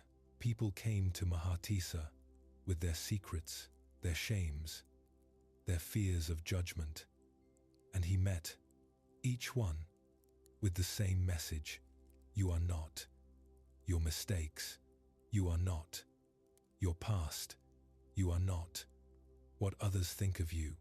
You are a human being, worthy of love and respect, learning and growing and trying your best. One teaching, in particular, became famous. Someone asked him, "How do I stop caring what people think?" Mahatissa replied, "You don't stop caring completely. We are social creatures. We are wired to care about belonging. But you can stop letting others' opinions control you. Here's how. Ask yourself, whose opinion am I most afraid of? Usually, it's someone specific, a parent, a partner, a community. Then ask, what am I afraid they'll think? Usually, it's something like, I'm not good enough, I'm a failure, I'm unlovable. Then ask the most important question, do I believe that about myself? If you do not believe it, then their opinion, even if they hold it, cannot destroy you. But if you do believe it, then the work is not to change their opinion. The work is to change your own opinion of yourself. But what if they're right? Someone asked. What if I really am a failure or unlovable? Those words, failure and unlovable, are not facts, Mahatissa explained. They are judgments, and judgments are always based on standards, on values, on beliefs. Who gets to decide the standard for success? Who gets to decide what makes someone lovable? You, them, society, God, every person will have a different answer. The point is, you are not objectively a failure or objectively unlovable. You are a complex human being who has succeeded at some things and failed at others, who is loved by some and not by others, and all of that is okay. You do not need to be universally successful or universally loved to have worth. You have worth simply because you exist. People left these teachings feeling lighter, freer, more able to face their lives without the crushing weight of shame. Years passed. Mahatissa grew old, his hair grey, his body slower, but his teachings only deepened. One of his last great teachings came when a young monk asked him, "Venerable Mahatissa, you have lived with radical honesty for decades now. Has it always been easy?" Mahatissa laughed. "No, it has often been hard. Honesty costs something. There have been times when telling the truth has cost me relationships, opportunities, comfort. But dishonesty costs more. It costs your peace. It costs your integrity. It costs your soul." "Can you give an example?" the young monk asked. Mahatissa thought for a moment. "Yes. A few years ago, a wealthy donor came to me and said he wanted to fund a large project for the monastery, but he wanted me to support his candidacy for a political position in return. He said, 'You are respected. If you endorse me, others will vote for me.' I knew this man was corrupt. I knew he would harm many people if he gained power, but refusing him meant losing his donation, which the monastery needed. I had to choose between financial security and integrity. What did you do?" I refused. I told him honestly that I could not support him because I did not believe he would serve the people well. He was angry. He withdrew not just the proposed donation, but all his support for the monastery. It was a difficult year, financially, but I could sleep at night, and eventually other donors came who aligned with our values. The money was replaced, but my integrity, once compromised, would have been much harder to restore. The young monk nodded thoughtfully. "So honesty is always the best policy?" "Honesty is always the best policy for your own peace," Mahatissa clarified. "But honesty must be balanced with compassion. There is a difference between honest truth-telling and using truth as a weapon. You do not need to say every true thing you think. You do not need to be brutally honest in a way that causes unnecessary harm. But you should never lie to protect your reputation, to manipulate others, or to avoid facing consequences. That is the dishonesty that poisons the soul. How do you know the difference? The young monk asked. Ask yourself, why do I want to say this truth? Is it to help, to clarify, to take responsibility? Or is it to hurt, to punish, to make myself look better? If your motivation is compassionate, speak. If your motivation is ego, silence is better. The young monk bowed. Thank you. You have lived what you teach. That is why people trust you. Mahatissa smiled. Trust is earned slowly and lost quickly. I learned that the hard way. But once you have rebuilt trust through consistent integrity, it becomes easier to maintain. Not because you never make mistakes, but because people know you will be honest about your mistakes. You will take responsibility and you will make amends. That is what trustworthiness really means. Not perfection, but honesty and accountability. In his final years, Mahatissa became one of the most beloved teachers in the Sangha, not because he was perfect, but because he was real. He never pretended to be beyond struggle. He shared his ongoing challenges with honesty and humor. Once, during a teaching, someone asked him, "Do you still feel shame about what you did all those years ago?" Mahatissa paused, considering carefully. Sometimes a flicker of it arises. The mind has long grooves, old patterns that can still activate under certain conditions. But I no longer believe the shame. I see it arise. I recognize it as an old habit of thought, and I let it pass. I do not identify with it. I am not that shame. I am the awareness that notices shame arising and passing. How did you get to that place? They asked. Through practice, Mahatissa said. Through years of meditation, years of watching my mind, years of meeting every thought with curiosity instead of belief.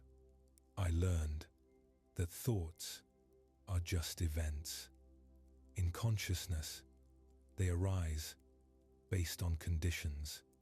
They do not define reality, and they certainly do not define who I am. He looked around at the assembly. This is what I most want you to understand. You are not your thoughts. You are not your feelings.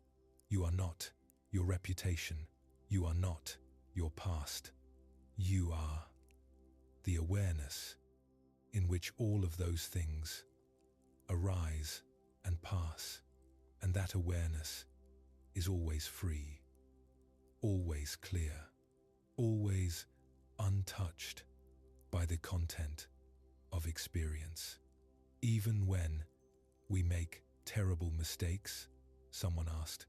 Even then, Mahatissa confirmed, the mistake happens, the consequence follows, the learning occurs, but the awareness that witnesses all of it is never stained, never broken, never less than whole. You are that awareness. Remember that, and you will never be destroyed by shame again.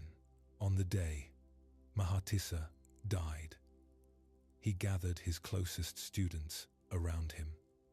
His breathing was labored, his body failing, but his eyes were clear and peaceful. I want to tell you, he said, his voice weak but steady, that I am dying, with no regrets, not because I never made mistakes, but because I never left them hidden. I brought them into the light. I faced them. I learned from them. And I forgave myself. He looked at each student in turn. Do not waste your life hiding who you are. Do not waste your precious time pretending to be perfect. Be real, be honest, be flawed and human, and learning. That is enough. You are enough. His eyes closed, his breath slowed, and with a final exhale, he let go. The students sat in silence, honoring his passing. And then, one by one, they began to share their own secrets, their own shames, their own fears. Mahatisa's final teaching had been his entire life, the freedom of honesty, the peace of authenticity, the courage to be human. After Mahatisa's death, his students created a memorial, not a statue or a shrine, but a practice. They called it the Circle of Truth. Once a month, monks would gather in a circle, and one by one, they would share something they were ashamed of, something they were struggling with, something they had been hiding. No one was required to share, but the invitation was always open. The practice was transformative. Monks discovered that the things they thought were uniquely shameful were actually common human experiences. The isolation of shame dissolved in the light of shared vulnerability. One monk shared that he struggled with anger and had shouted at a young student, and he felt terrible about it. Another shared that he often felt jealous of monks who seemed more advanced in their practice, and he judged himself for this jealousy. Another shared that he sometimes doubted the teachings, wondered if enlightenment was real, and felt like a fraud for having these doubts while teaching others. Each confession was met not with judgment, but with understanding, with recognition, with compassion, and each person who shared left feeling lighter, less alone, more accepted. The practice spread to other monasteries and eventually to lay communities. People began gathering in truth circles to practice the same radical honesty that Mahatisa had embodied. One woman who had attended a truth circle in her village wrote a letter to the monastery describing her experience. For 30 years, I have been carrying the shame of an abortion I had as a young woman. I told no one. I believed I was a murderer, unforgivable, condemned. But last month, in our truth circle, I spoke it aloud. For the first time, I expected judgment, rejection, condemnation. Instead, 3 other women said, "Me too." We wept together, and for the first time in 30 years, I felt like I was not alone, like I was not a monster, like I was just a human who made a difficult choice in difficult circumstances. The shame has not disappeared completely, but it has lost its power to destroy me. Thank you for creating this practice. It has saved my life. Stories like this poured in. People were discovering what Mahatisa had discovered, that secrets keep us sick, that shame thrives in darkness, and that truth, even painful truth, brings freedom. But the practice also had its challenges. Some people used the truth circles to overshare, to seek attention, to use confession as a form of performance.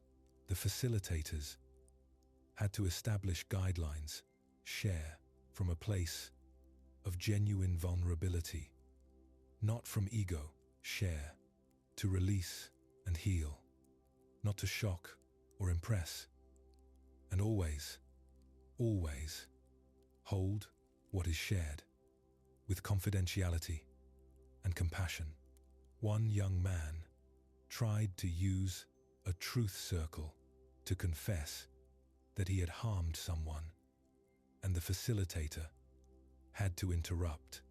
This circle is for shame and struggle, not for confession of crimes.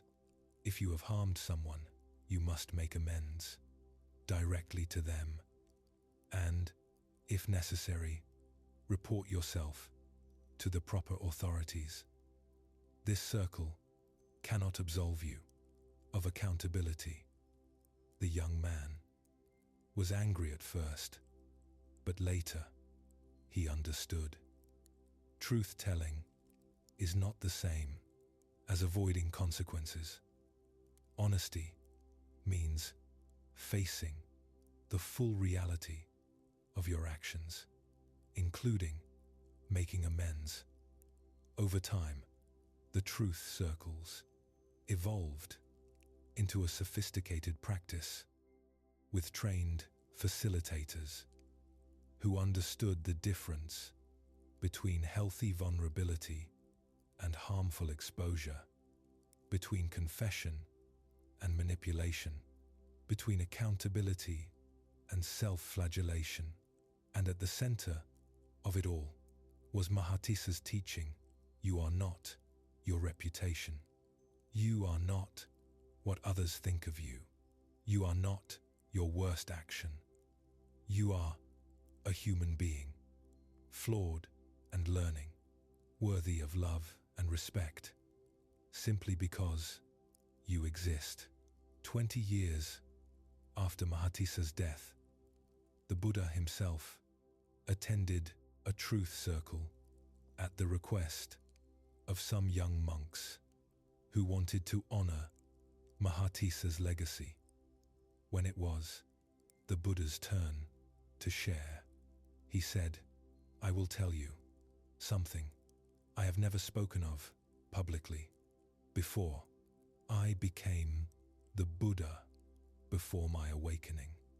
I practiced extreme asceticism for 6 years.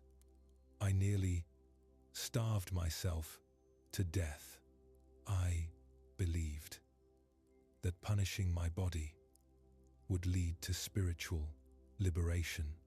I was wrong, and when I finally abandoned that practice and ate food again, my 5 companions, who had been with me through those 6 years, were disgusted. They believed I had given up, that I was weak, that I had failed. They left me, and I felt profound shame. I felt like a failure. I wondered if they were right, if I should have kept starving myself, if I was just too weak for the spiritual path. The young monks stared at the Buddha in astonishment. They had never heard this story framed this way. The Buddha continued, "But I sat under the Bodhi tree despite that shame, despite the belief that I had failed, and I discovered the middle way, the path between extremes, and I awakened. And when I found my 5 companions again and taught them they became enlightened. 2. My failure, my shame, was actually the breakthrough. I tell you this because I want you to know. Even the Buddha felt shame. Even the Buddha doubted himself. Even the Buddha had to face the judgment of others and choose to continue anyway. You are not alone in your struggle, and your shame does not disqualify you from awakening. It is often the very thing that cracks you open so the light can get in. The circle sat in stunned silence. Then, slowly, one monk began to cry. Then another. Then another. The Buddha's vulnerability had given them permission to accept their own. After the circle ended, one monk approached the Buddha privately. Lord, why did you never tell that story before? The Buddha smiled. Because the time was not right. But Mahatisa's teaching has created a culture where vulnerability is honored, where imperfection is not shameful, but human. His legacy is this, that truth-telling creates safety. For more truth-telling, he began the wave. Now, it continues. Without him, that is the mark of a great teacher. Let the story of Mahatisa sink into your heart now as you rest here in the quiet darkness. Perhaps his story has touched something in you. Perhaps you too carry secrets, carry shame, carry the fear of being found out, of being judged, of being rejected. You are not alone. Almost everyone carries some form of this burden. The fear that if people really knew you, they would not love you. The belief that you must perform, must hide, must pretend to be better than you are. But what would it feel like to let that burden down? What would it feel like to be seen, truly seen, flaws and all, and still be accepted? Mahatisa discovered that his reputation was not his worth. The opinions of others, while they mattered in practical ways, did not define his value as a human being. He was worthy, not because he was perfect, but because he was real. And you are worthy for the same reason.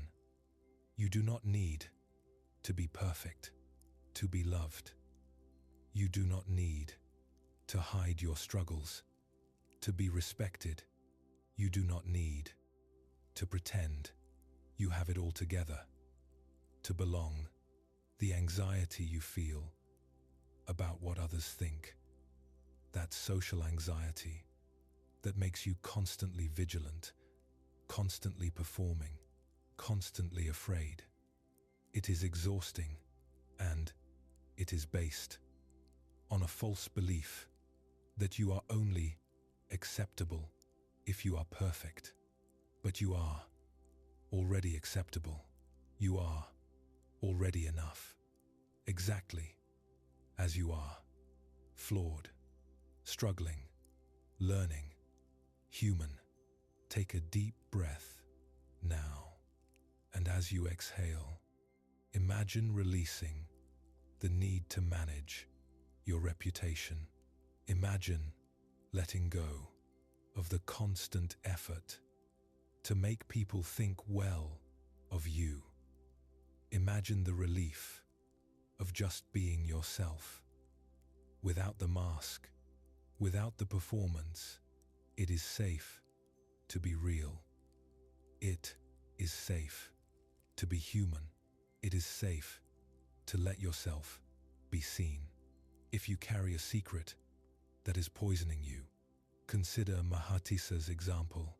Not that you must tell everyone everything, but that you might tell someone something. A trusted friend, a therapist, a spiritual guide. Bring the secret into the light with one person who can hold it with compassion. You will be amazed at how much lighter you feel. And if you carry shame about something you have done, some mistake you cannot forgive yourself for, hear Mahatisa's teaching. You are not your actions. You are not your worst moment. You are a process of change, of learning, of growth. What you did then does not define what you are now or what you will become. Guilt says, I did something wrong. Shame says, I am something wrong. Let go of the shame. Keep the guilt if it helps you learn and change. But let go that you are fundamentally defective, fundamentally unworthy, fundamentally unlovable. You are not. You never were. You never will be. Rest in that truth now. Let your body relax completely.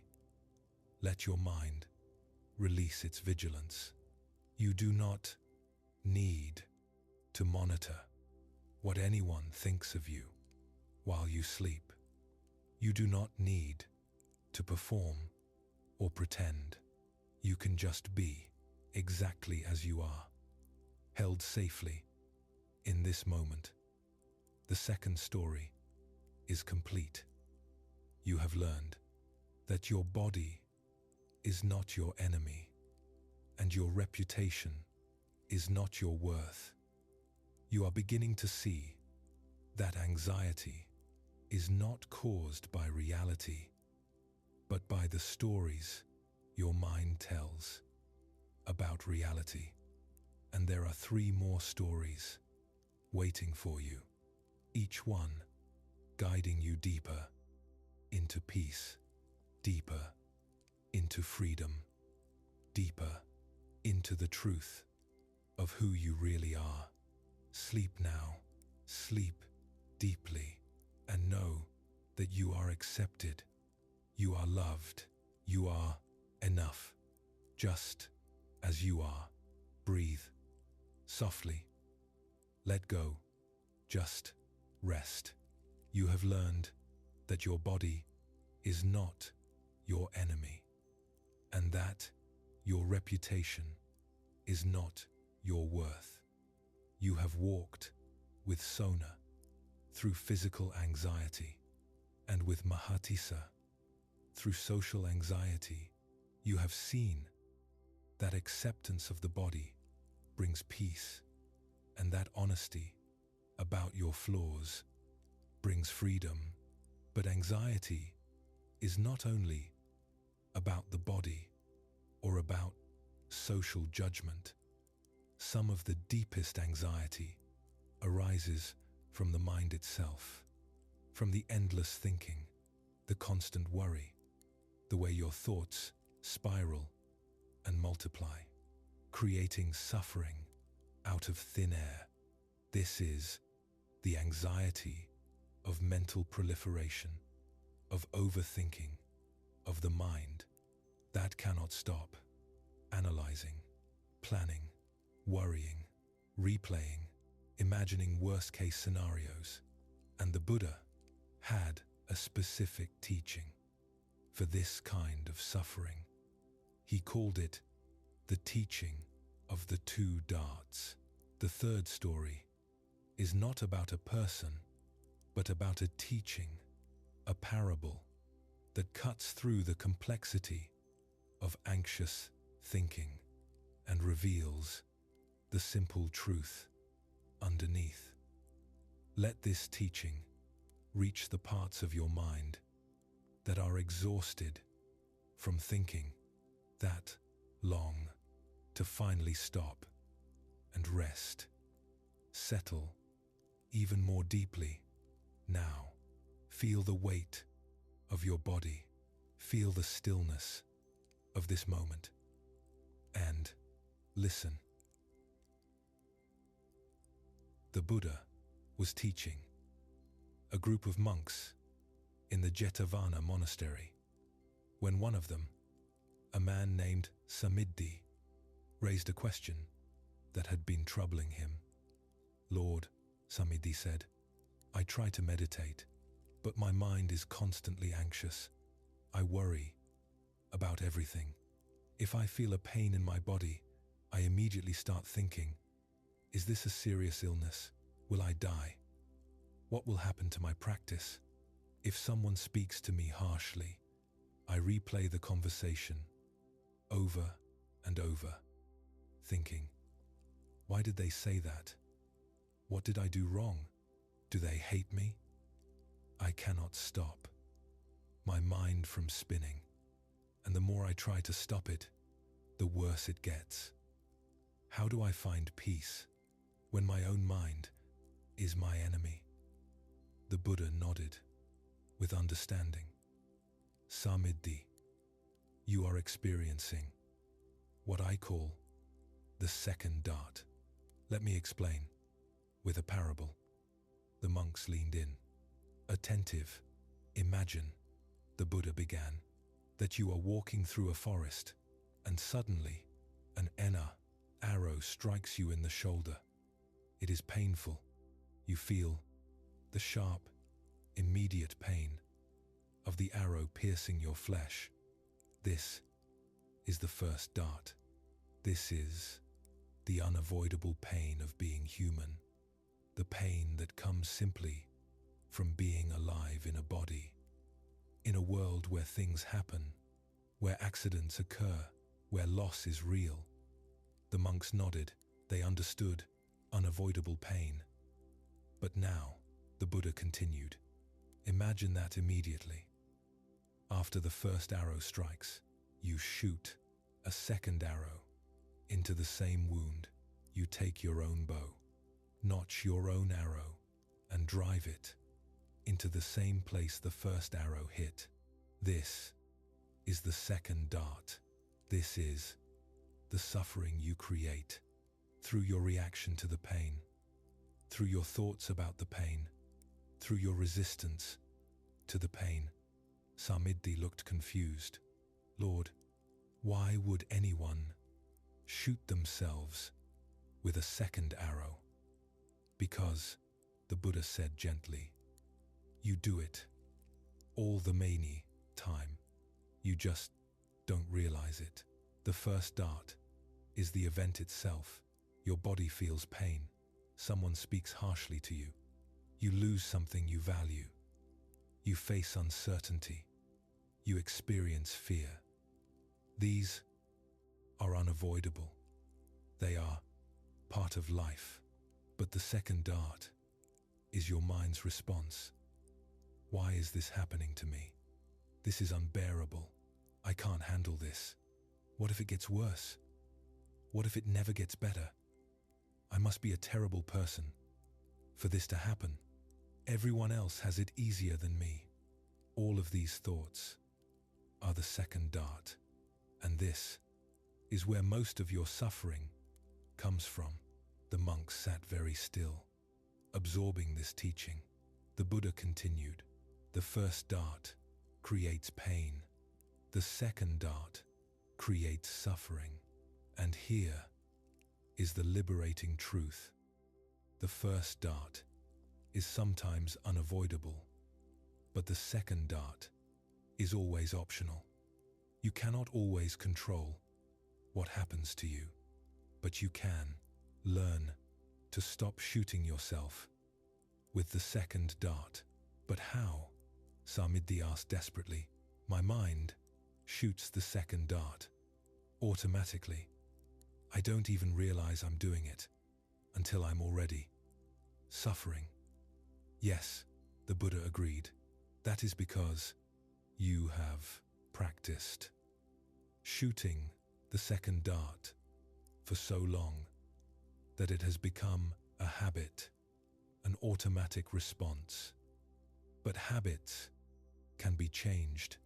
You can learn to catch yourself before you shoot the second dart, and eventually you can learn to not shoot it at all. He looked around at all the monks. Let me give you examples so you understand clearly. A person who has not trained their mind experiences pain in their body and immediately thinks, "This pain is terrible.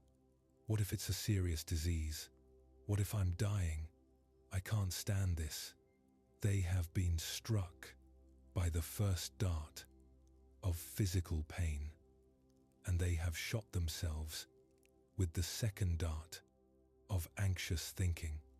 Now they are suffering twice, once from the pain itself, and once from their thoughts about the pain.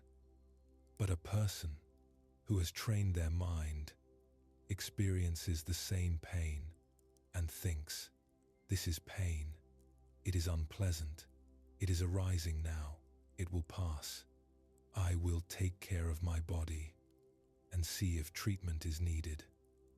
But I will not add suffering to pain." They have been struck by the first dart, but they have not shot the second. They experience pain, but not suffering. Samidhi's eyes widened. "So you're saying that the physical pain is the same, but the suffering is optional?" "Exactly," the Buddha confirmed. "The first dart is often out of your control. The second dart is always in your control, once you learn to see it." Another monk raised his hand. "Lord, what about emotional pain? If someone I love dies, is that the first dart?" "Yes," the Buddha said. "Grief is the first dart. Loss is painful. Love creates attachment, and when what we love is taken away, we feel pain. That is natural and unavoidable. But the second dart is when your mind says, "I will never be happy again. Life is meaningless without them. I should have done more. Why did this happen to me? I can't survive this." These thoughts multiply the pain, creating suffering on top of grief. "So we should not grieve?" the monk asked, concerned. "No," the Buddha clarified. "Grief is natural. Feel it, allow it, honor it, but do not multiply it with stories. There is a difference between feeling sad and telling yourself that you will feel sad forever. One is the first dart, the other is the second." The monks were silent, considering this deeply. The Buddha continued his teaching. "Let me explain further by describing the difference between the trained mind and the untrained mind, between the worldly person and the noble disciple." He stood and began to pace slowly, his voice clear and steady. "When the untrained person, the worldly person, who has not practiced these teachings, is touched by painful feeling, they sorrow, grieve, and lament. They beat their breast and become distraught. They experience two kinds of feeling, physical and mental. It is as if they were struck by a dart and then immediately struck by a second dart. They feel the pain of both darts." He paused, letting the image sink in. "Furthermore, When that painful feeling arises, the untrained person resists it. They recoil from it. They hate it. And in resisting up the painful feeling, an underlying tendency toward aversion takes hold of their mind. This aversion creates tension, creates suffering, creates a war within themselves. And then the Buddha continued, because they do not understand the true nature of feelings, because they have not been taught or have not practiced, they seek escape. In sensual pleasure, they think, if I can just get something pleasant, something enjoyable, I can make this pain go away. So they reach for food, for entertainment, for distraction, for anything that might temporarily mask the pain. But this creates a new problem. They become dependent on pleasure to avoid pain, and an underlying tendency toward craving takes hold of their mind. The monks recognized this pattern in themselves. How often had they sought distraction when uncomfortable? So the untrained person, the Buddha summarized, is caught between craving and aversion. When pain comes, they hate it and try to escape it. When pleasure comes, they grasp it and try to keep it. And this creates a constant state of anxiety, of restlessness, of suffering. They are at the mercy of every feeling that arises, shooting themselves with the second dart again and again, moment after moment, day after day. He sat down again and looked at the monks with compassionate eyes. But the trained person, the noble disciple, who has learned and practiced these teachings, is different. When they are touched by painful feeling, they do not sorrow, grieve, or lament. They do not beat their breast or become distraught. They experience one kind of feeling, physical, not mental. It is as if they were struck by a dart, but not by a second dart. They feel the pain of only one dart. How? Samidhi asked.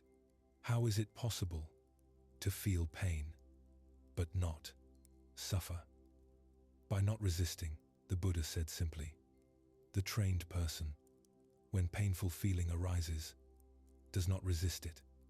They allow it.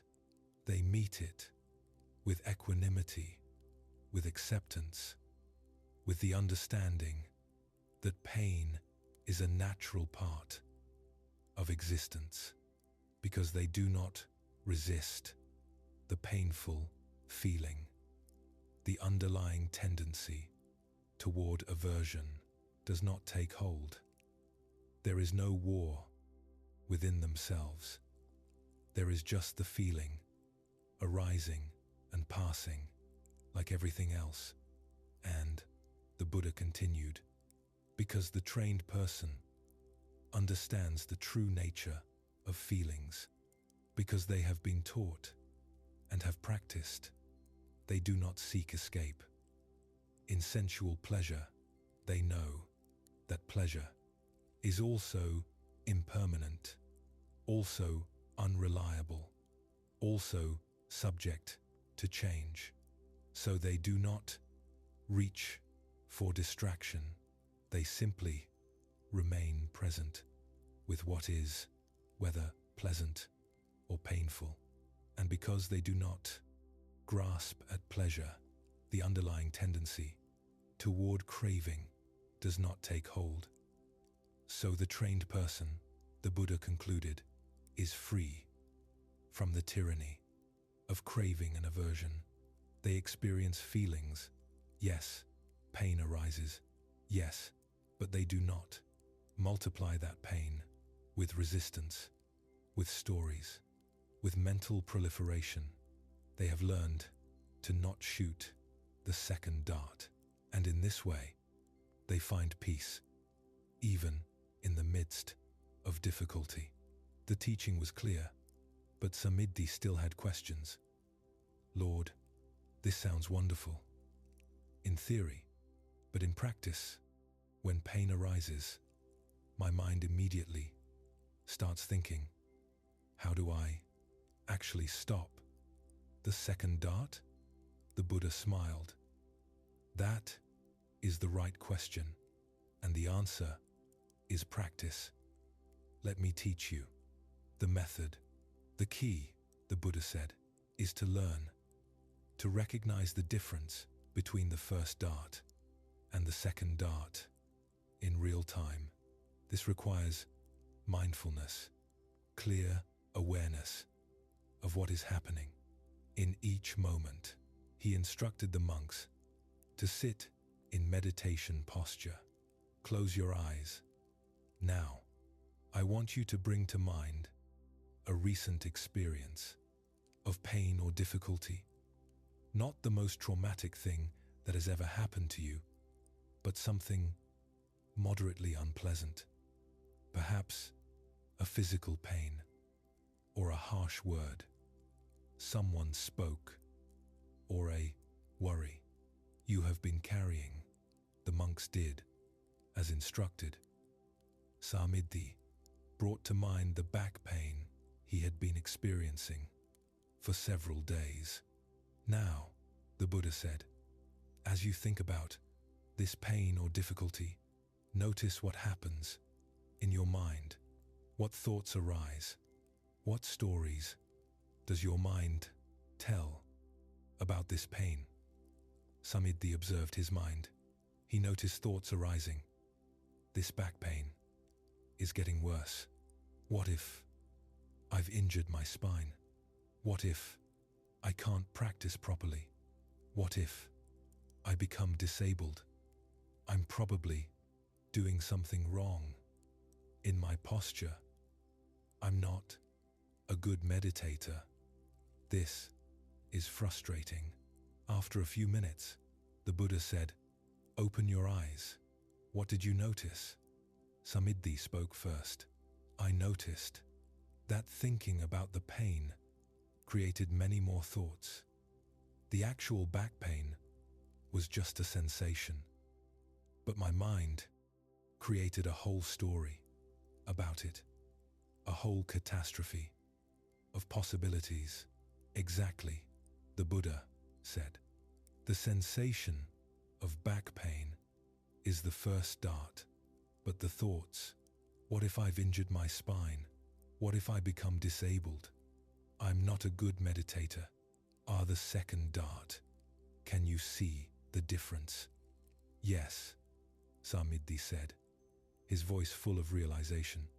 The pain is just pain, but the story about the pain is what creates the anxiety and suffering. Correct, the Buddha affirmed. Now, here is the practice. When pain or difficulty arises, you train yourself to do this. First, acknowledge the first dart. Say to yourself, this is pain. This is unpleasant. This is the first dart. Name it clearly. Feel it in your body. Be present with it, without trying to push it away. Second, watch for the second dart. Notice when your mind starts to add stories. Notice when thoughts like, this is terrible, or what if it gets worse, or why me, begin to arise. And when you notice these thoughts, label them. Say to yourself, second dart. That is the second dart. I do not need to shoot that. Third, return your attention to the present moment. Return to your breath, to your body, to the simple sensory experience of right now. Not the story about right now, but the actual experience of this moment. The monks practiced this together, bringing up various difficulties and learning to distinguish between the first and second darts. One monk said, "Lord, I notice that sometimes the second dart comes so fast, I don't even see the first dart clearly. By the time I'm aware of anything, I'm already lost in the story." Yes, the Buddha said, this is common. The second dart has been practiced for so long that it has become automatic. But with training, you can slow down the process. You can catch the second dart earlier and earlier. Eventually, you can catch it before you shoot it. Another monk asked, "What if the thoughts are realistic? What if I'm thinking I might have injured my spine, and it turns out I really have injured my spine? Isn't it wise to consider that possibility?" There is a difference, the Buddha explained, between wise assessment and anxious proliferation. Wise assessment says, "I have pain, I will pay attention to it, and seek help if it continues or worsens." That is practical. Anxious proliferation says, "I have pain, this is terrible. What if it never goes away? What if I'm broken forever? I can't handle this. Why is this happening to me?" That is the second dart. So, wisdom is calm and solution-focused. Anxiety is panicked and story-focused. Exactly, the Buddha confirmed. You can address problems without adding suffering to them. Over the following weeks, the monks practiced this teaching intensively. They learned to notice the second dart in all areas of life. When physical pain arose, they noticed the first dart, the sensation, and the second dart, the thoughts about the sensation. When someone criticized them, they noticed the first dart, the unpleasant feeling of being criticized, and the second dart, the stories. They hate me. I'm a failure. Everyone thinks I'm terrible. When uncertainty arose, they noticed the first dart, the discomfort of not knowing, and the second dart, the catastrophizing. Everything will go wrong. I need to know right now. I can't handle this uncertainty. And gradually, they learned to allow the first dart without shooting the second. They learned that they could experience pain without suffering, discomfort without anxiety, difficulty without despair. Samidhi found that his back pain was much more manageable when he stopped the mental proliferation around it. The pain was still there, but it was just pain, not a catastrophe. Another monk found that criticism from others no longer devastated him because he stopped believing the stories his mind told about what the criticism meant. Another monk found that uncertainty became tolerable, even interesting, when he stopped demanding that his mind provide certainty about the future. The practice was simple, but not easy. It required constant mindfulness, constant awareness, constant catching of the second dart. But the relief it brought was profound. One day, as the monks were discussing the second dart teaching, among themselves. One monk, named Sona, raised a deeper question. "Venerables," he said, "I have been practicing this teaching, and it has helped greatly, but I notice something.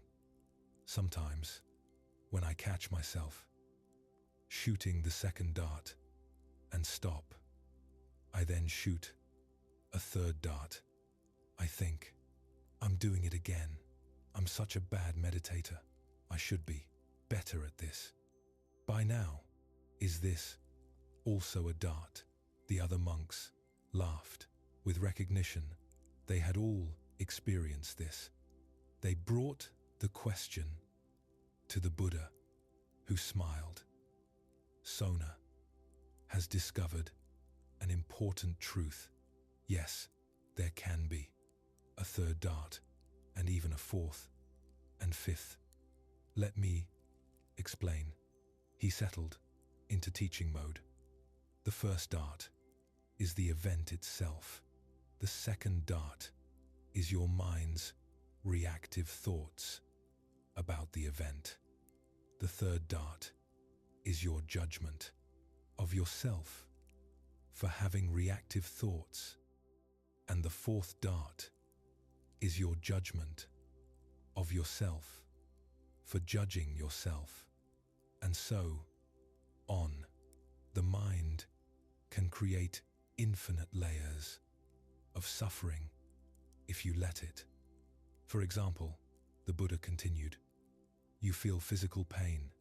That is the first dart. You think, 'This is terrible. I can't stand this.' That is the second dart.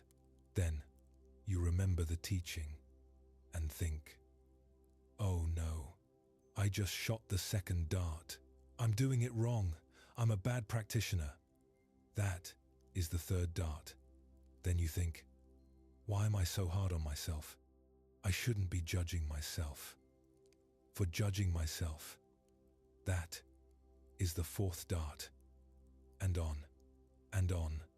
The monks nodded vigorously. This was exactly their experience. "So what do we do?" Sona asked. "How do we stop the proliferation?" "By bringing compassion to the practice," the Buddha said. "When you notice you have shot the second dart, do not shoot yourself with a third dart of self-judgment. Instead, simply notice, 'Ah, there is the second dart. I see it. It's okay. This is how minds work. Now, I return to the present moment.' No drama, no self-criticism, just gentle noticing and returning.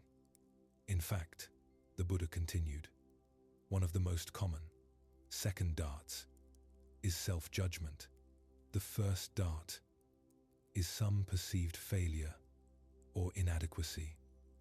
The second dart is I am not good enough. I am a failure. I should be better.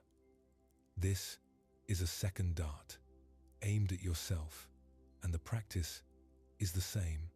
Notice it, label it, and return to the present moment without believing. The story. He looked at them with deep compassion. You must learn to be kind to yourselves. The mind has been practicing these patterns for lifetimes.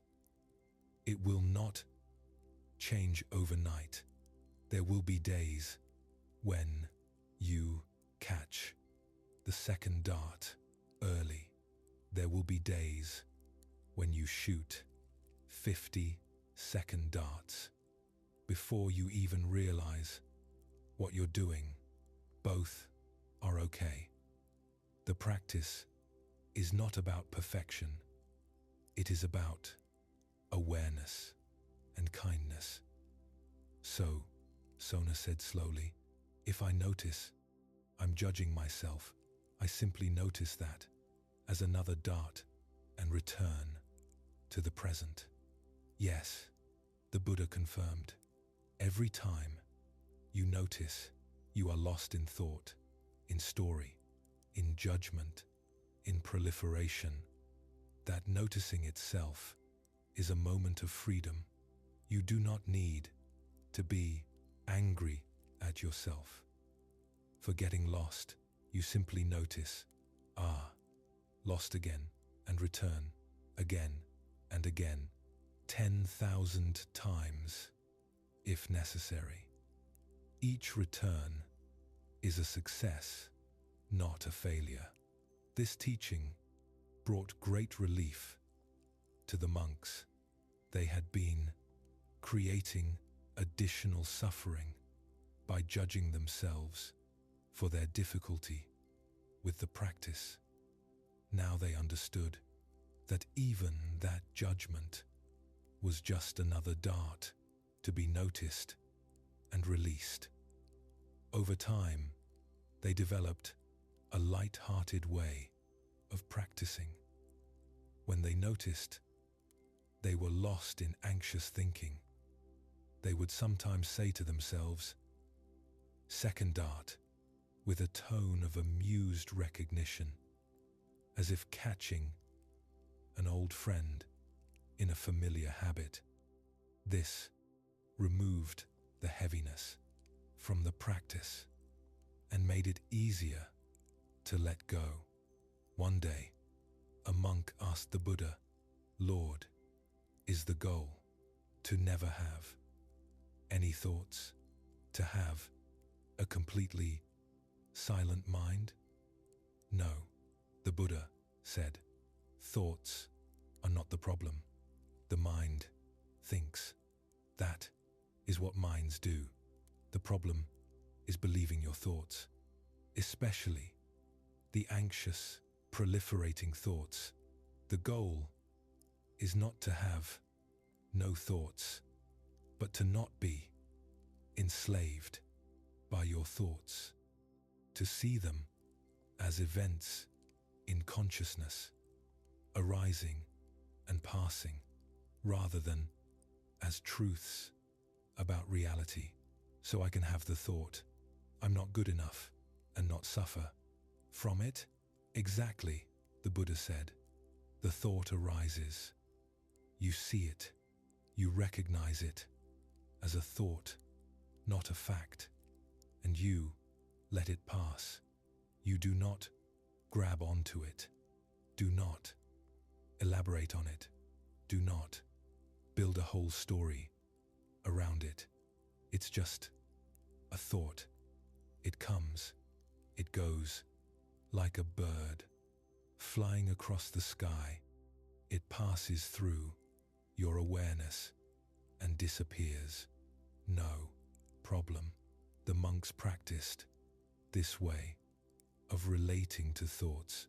Instead of trying to stop their thoughts or suppress their anxiety, they learned to watch thoughts arise and pass without engagement, and they discovered that thoughts, when not believed and elaborated upon, have very little power. Months later, Samidhi came to the Buddha with a face full of joy. "Lord," he said, "something has shifted. I still experience pain. I still face difficulties, but I am no longer suffering the way I used to. The anxiety has lessened dramatically. I wanted to thank you and share what I have learned. Please," the Buddha said, "share with everyone." Samidhi stood before the assembly of monks. "I used to be tormented by anxious thinking. My mind was constantly spinning, worrying, catastrophizing, and I thought that was just who I was, that I had an anxious mind, and there was nothing I could do about it. But through practicing the second dart teaching, I have learned several things. First, I learned that my thoughts are not me. I am the awareness that notices thoughts, not the thoughts themselves. This was huge. I used to identify completely with my thoughts. If my mind said, "You're a failure," I believed I was a failure. Now, when that thought arises, I see it as just a thought, a mental event, arising from conditions. I am not that thought. Second, I learned that I do not have to engage with every thought that arises. Most of my anxious thoughts were what-if thoughts. What if this happens? What if that goes wrong? What if I fail? I used to try to answer these questions, try to think my way to certainty, but that only created more what-if thoughts. Now, when a what-if thought arises, I simply note it. Second dart. That's a second dart. And I do not engage with it. I let it pass, and it does pass. Third, I learned that the present moment is almost always okay. When I step out of my thoughts and into direct sensory experience, I find that right now, in this moment, I am usually safe. My breath is breathing. My heart is beating. I am sitting or standing or walking, and all is well. The suffering was in my thoughts about the past or future, not in the actual present moment. And fourth, Samidhi said, his voice full of emotion, I learned that I can be kind to myself when I notice that I've been lost in anxious thinking for 10 minutes. Instead of berating myself, I simply say, it's okay. Minds wander. Now I come back. This gentleness has changed everything. I am no longer at war with myself. The monks applauded, and many came to Samidhi afterward to thank him for sharing his experience. The Buddha, watching this, felt deep satisfaction. The teaching had taken root. It was spreading. Monks were learning to free themselves from the unnecessary suffering of the second dart. But he knew there was one more layer to teach, and he waited for the right moment. That moment came when an elderly monk who had been practicing for many years asked a question. Lord, I have practiced this teaching faithfully. I can now distinguish between the first and second darts. I no longer proliferate as much. My mind is calmer. But I wonder, is there an even deeper level? Is there a way to experience the first dart without any suffering at all? The Buddha's eyes lit up. Yes, there is, and you are ready to hear it. He addressed the whole assembly. The teaching of the two darts is for those still in training. It helps you reduce suffering dramatically by eliminating the second dart. But for those who wish to go further, there is a deeper realization. The first dart I have taught is unavoidable. Pain is part of life. But even the first dart is impermanent. The sensation of pain arises, and it passes. It is not solid. It is not constant. And if you observe it very carefully, with deep mindfulness, you discover that even the first dart is just a flow of changing sensations, none of which last more than a moment. When you see this clearly, when you perceive the impermanent, flowing, insubstantial nature of even painful sensations, then even the first dart loses its power to disturb you. You experience pain, but you are not disturbed by it. You experience loss, but you are not destroyed by it. You experience difficulty, but you remain at peace. This, the Buddha said, is the freedom of the Arahant, the fully awakened one. They have let go of craving and aversion so completely that even the first dart does not cause suffering. They experience sensations, but they do not suffer. The elderly monk bowed deeply. Thank you, Lord. I will practice toward that realization. We all will, the Buddha said, looking around at the assembly. But for now, for most of you, the practice is simply to stop shooting the second dart. That alone will bring immense relief. And from that foundation of reduced suffering, deeper practice can unfold naturally. Years passed. The teaching of the two darts became one of the most widely known and practiced teachings in the Buddha's community.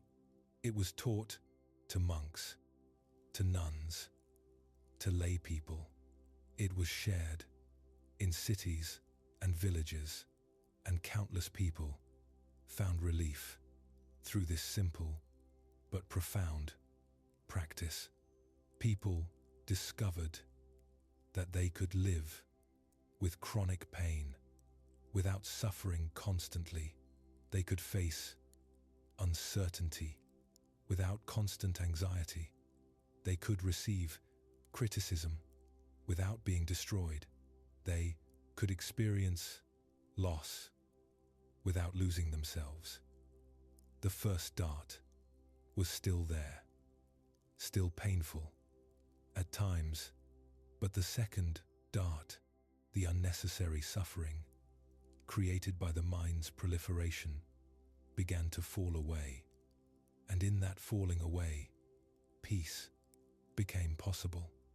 200 years after the Buddha's death, a young woman named Sumedha came to a Buddhist monastery seeking help for her severe anxiety.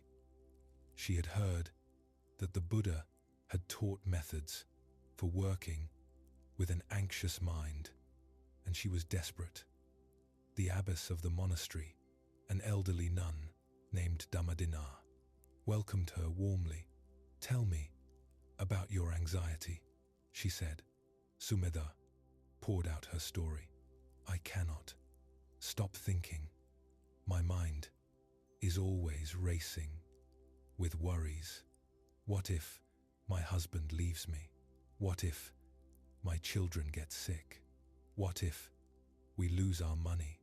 What if I said the wrong thing to someone and they hate me now? What if there's a fire? What if there's a flood? What if I barely sleep? I can barely eat. I feel like I'm going crazy." Dhammadina nodded with compassion. "You are not going crazy. You are experiencing what the Buddha called the second dart.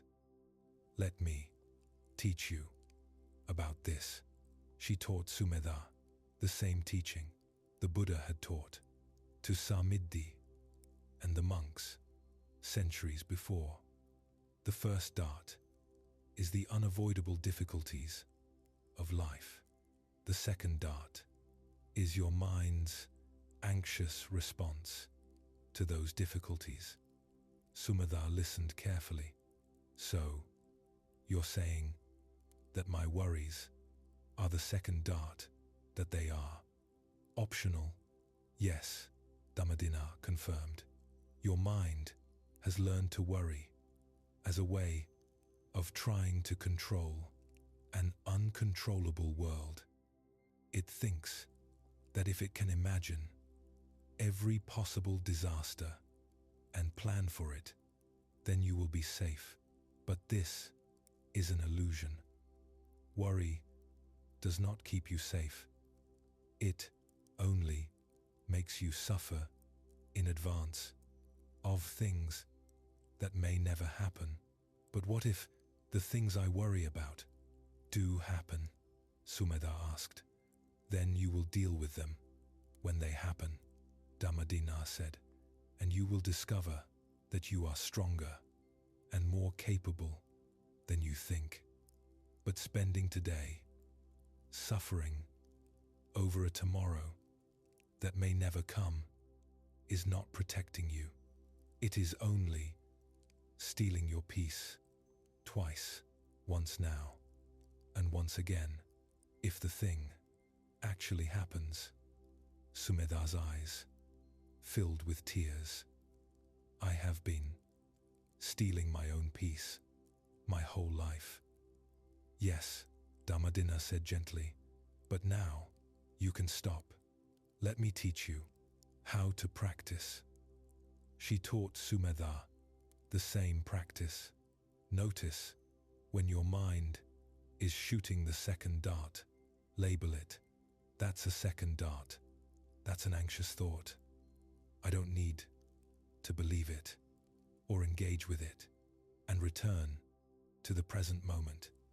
Sumedha practiced diligently. At first, it was extremely difficult.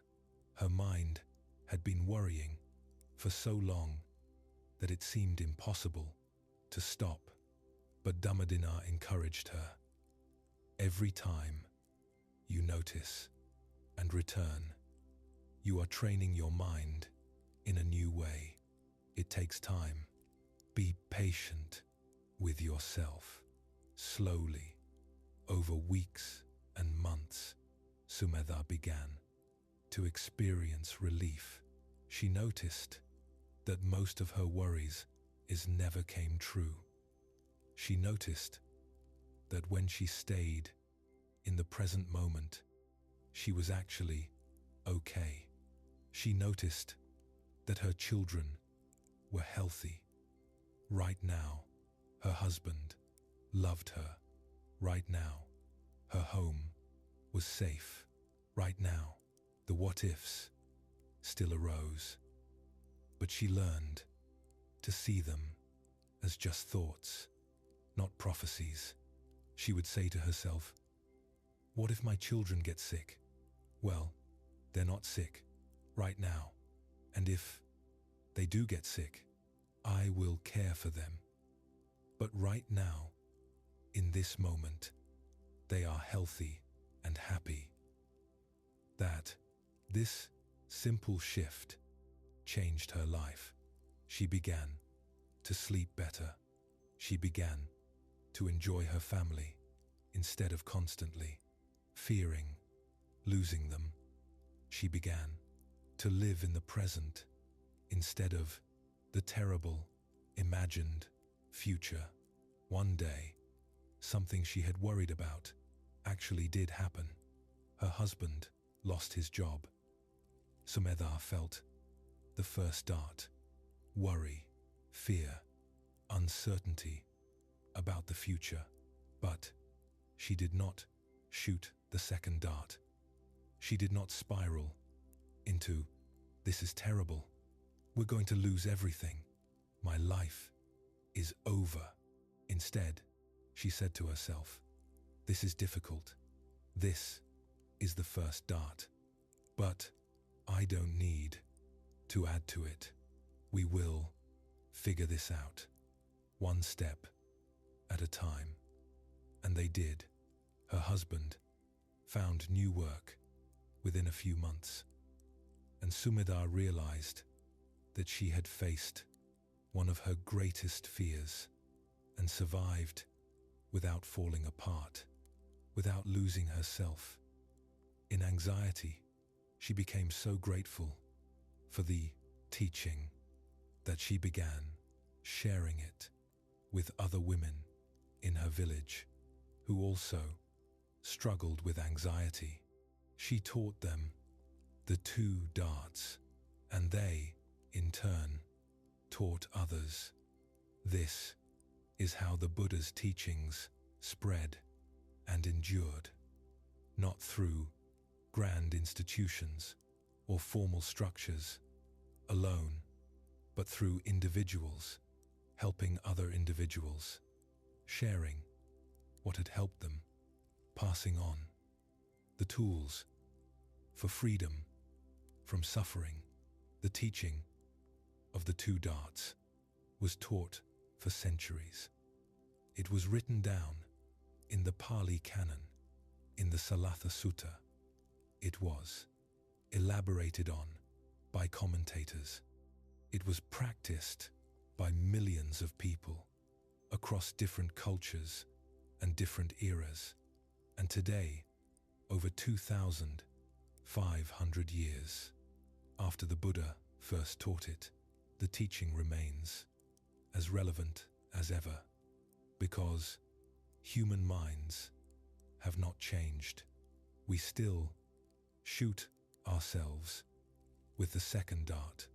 We still multiply our suffering through anxious thinking, through mental proliferation, through resistance and craving.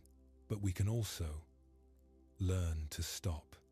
We can learn to distinguish between pain and suffering. We can learn to allow the first dart without shooting the second. We can learn to live with difficulty without adding unnecessary torment. This is the gift of the teaching. Not that life becomes easy, not that pain disappears, but that we stop making our pain worse. We stop being our own enemies. We stop torturing ourselves with endless what-ifs and why-mes and I can'ts. We learn to be present with what is, to face reality without the distorting lens of anxious thinking. And in that presence, in that simple being with what is, we find peace, not the peace of having everything go our way, not the peace of never experiencing difficulty, but the peace of not being at war with reality, the peace of not shooting ourselves with the second dart.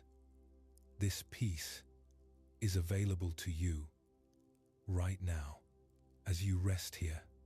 In the darkness, your mind may still be thinking, still worrying, still spinning. That's okay. Those are just thoughts, just second darts. You don't have to believe them. You don't have to engage with them. Simply notice them. There's an anxious thought. There's a second dart. And return to this moment, to your breath, to the sensation of your body resting, to the simple fact of being alive right now in this moment. This moment is enough. You are enough. The second dart is optional. Let it go. Just let it go. Rest now in the silence After this teaching, let the wisdom of the two darts settle into your mind, into your heart, into your very bones. You have learned a profound truth tonight. Most of your suffering is not caused by what happens to you, but by your thoughts about what happens to you. The first dart is often beyond your control, but the second dart is always optional.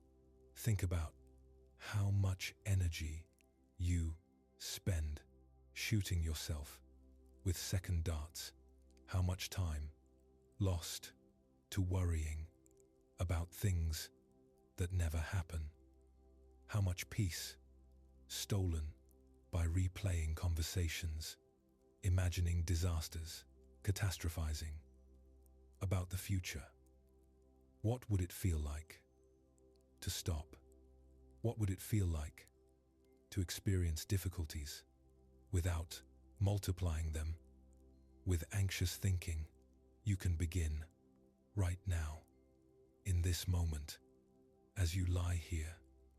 Notice if there are any worries in your mind, any what-ifs, or why mess, or I can't, and simply label them second dart. You don't have to argue with them. You don't have to prove them wrong. You don't have to suppress them. Just notice them as second darts and return your attention to this present moment. Right now, in this moment, are you safe? Is your body breathing? Are you lying down in comfort? Then right now, you are okay. The worries are about imagined futures or replayed pasts. But this moment, this actual lived moment, is usually okay. Practice returning to this moment again and again. When your mind wanders into worry, gently guide it back. That's a thought. That's a second dart. Now, I return to now. This is not suppression. You're not pushing anything away. You're simply choosing where to place your attention, and you're choosing to place it here, in reality, rather than in the stories your mind creates about reality. As you practice this, you will discover something beautiful. The first darts become more manageable. Pain is just pain, not a catastrophe. Difficulty is just difficulty, not the end of the world. Uncertainty is just uncertainty, not a threat. And in that simplification, in that stripping away of the second dart, you find peace, not because life has become perfect, but because you have stopped making it worse than it is. You have walked with Sona through physical anxiety. You have walked with Mahatisa through social anxiety. And now you have learned the Buddha's teaching on mental anxiety, on overthinking, on the proliferation of the mind. There are 2 more stories waiting for you, guiding you even deeper into peace. But for now, rest in this teaching. Rest in the simplicity of the present moment. The second dart is optional. Let it go. Let it all go. Breathe. Be here. Be now. Just this. Nothing more needed. Rest. You have learned 3 profound truths on this journey through the night. Your body is not your enemy. By your thoughts about your body, not by your body itself. Your reputation is not your worth. The fear of judgment, the need to hide your flaws, creates more suffering than the flaws themselves ever could. Your thoughts are not reality. The second dart, the anxious proliferation of the mind, is optional. You can learn to watch thoughts arise and pass without shooting yourself with additional suffering. But there remains a deeper layer of anxiety that many people carry. It is not anxiety about the body or about reputation or even about specific thoughts.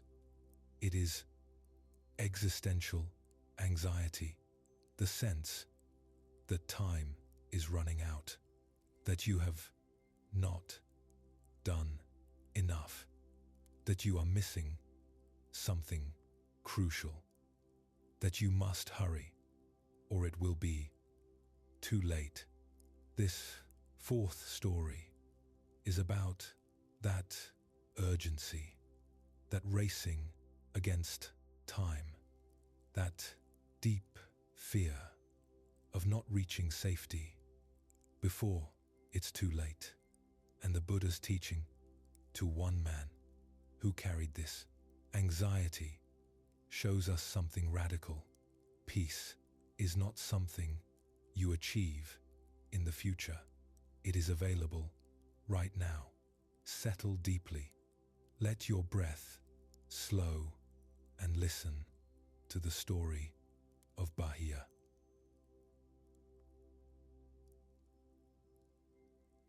Bahia Daruchiria was a merchant from the coastal town of Barukacha, a thriving port city on the western coast of India.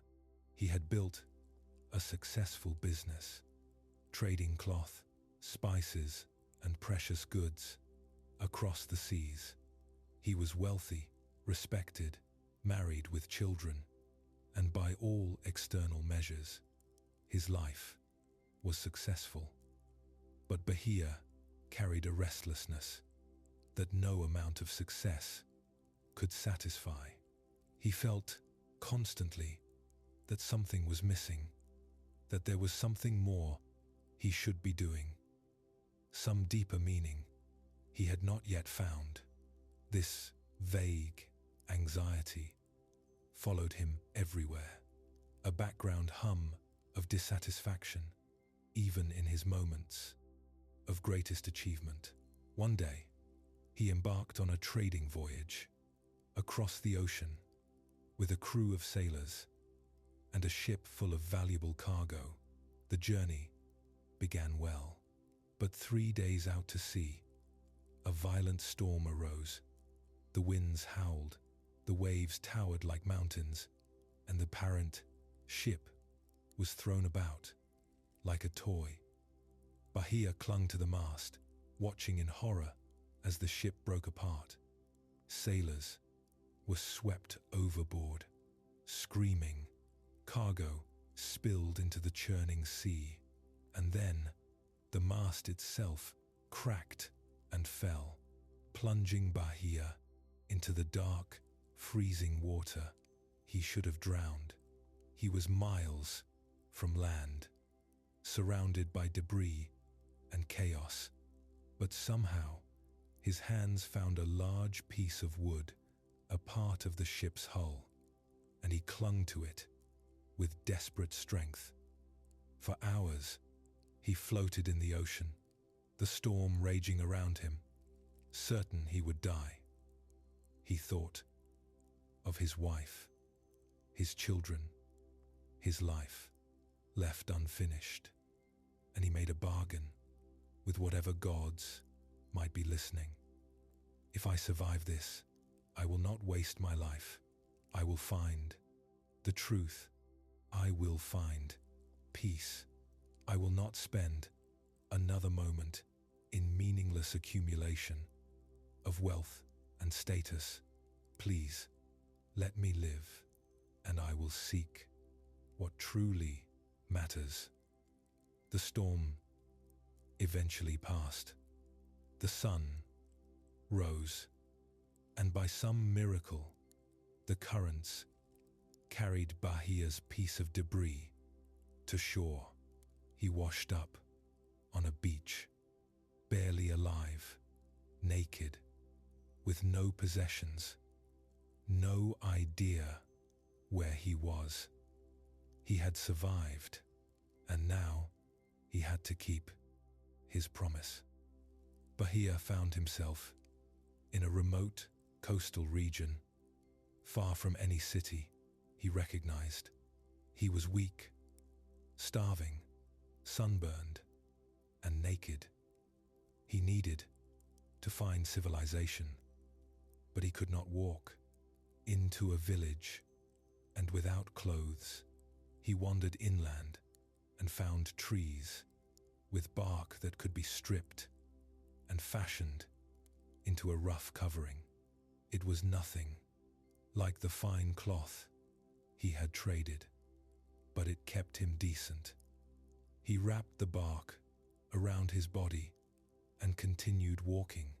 When he finally reached a village, people stared at him.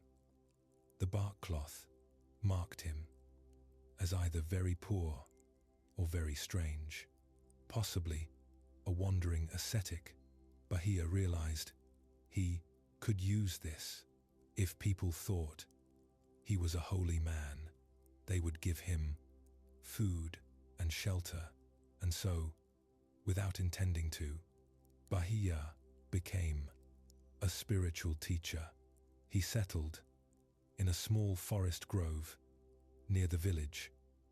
People came to him, assuming that anyone who wore bark cloth and lived alone must have renounced the world, must have found some truth.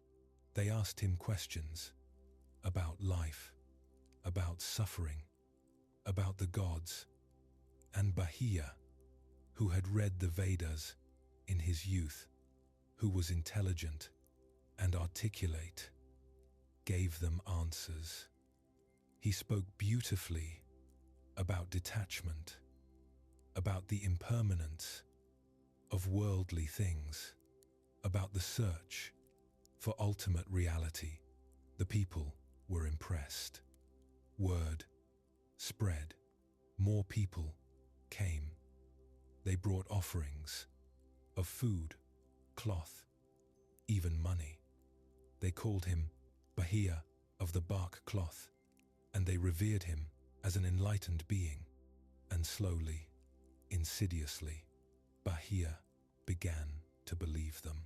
He thought, perhaps I am enlightened.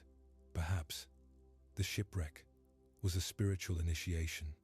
Perhaps my survival was a sign that I am special, chosen.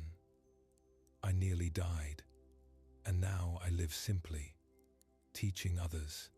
Isn't this what enlightenment looks like? His teachings became more confident. He spoke with authority about liberation, about the end of suffering, about the ultimate truth. And because he spoke with such conviction, people believed him even more. Years passed. Bahia's reputation grew. He became famous as a great teacher, a master, possibly even an arahant, a fully enlightened being. He had followers, students, devotees. He was honored wherever he went. But deep inside, beneath the performance, the old restlessness remained. He pushed it down, ignored it, told himself it was just the last remnants of his unenlightened past. But it was there, a quiet anxiety that whispered, "You are not what they think you are. You are a fraud." He ignored the whisper for years, until one day, two strangers arrived at his grove.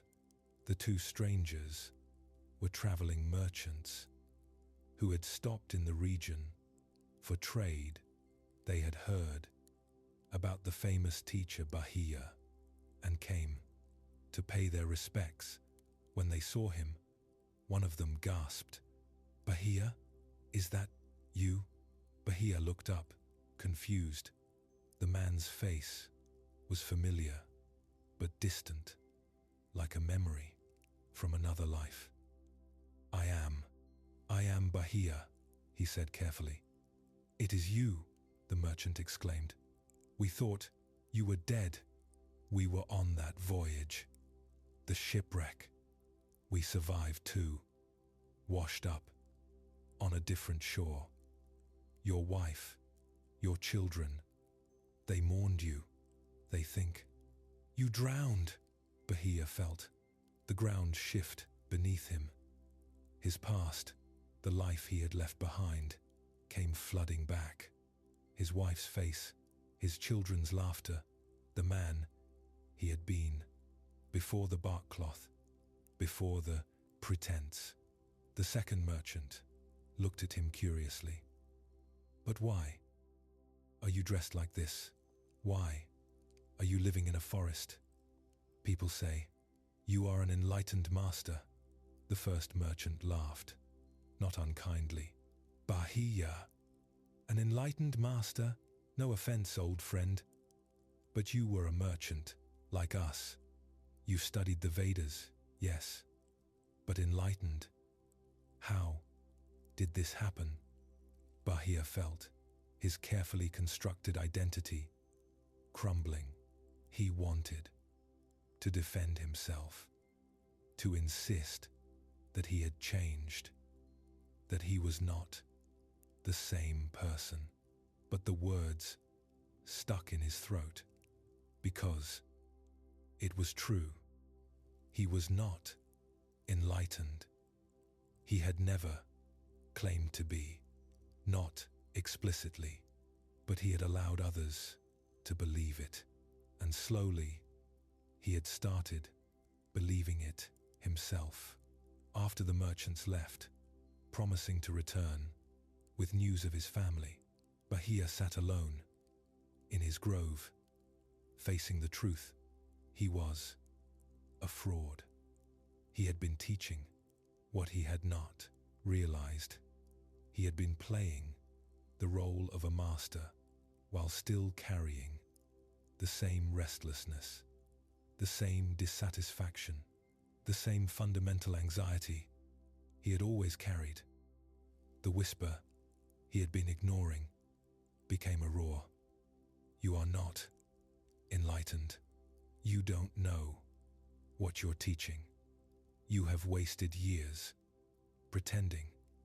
And now, a new anxiety arose, more intense than anything he had felt before.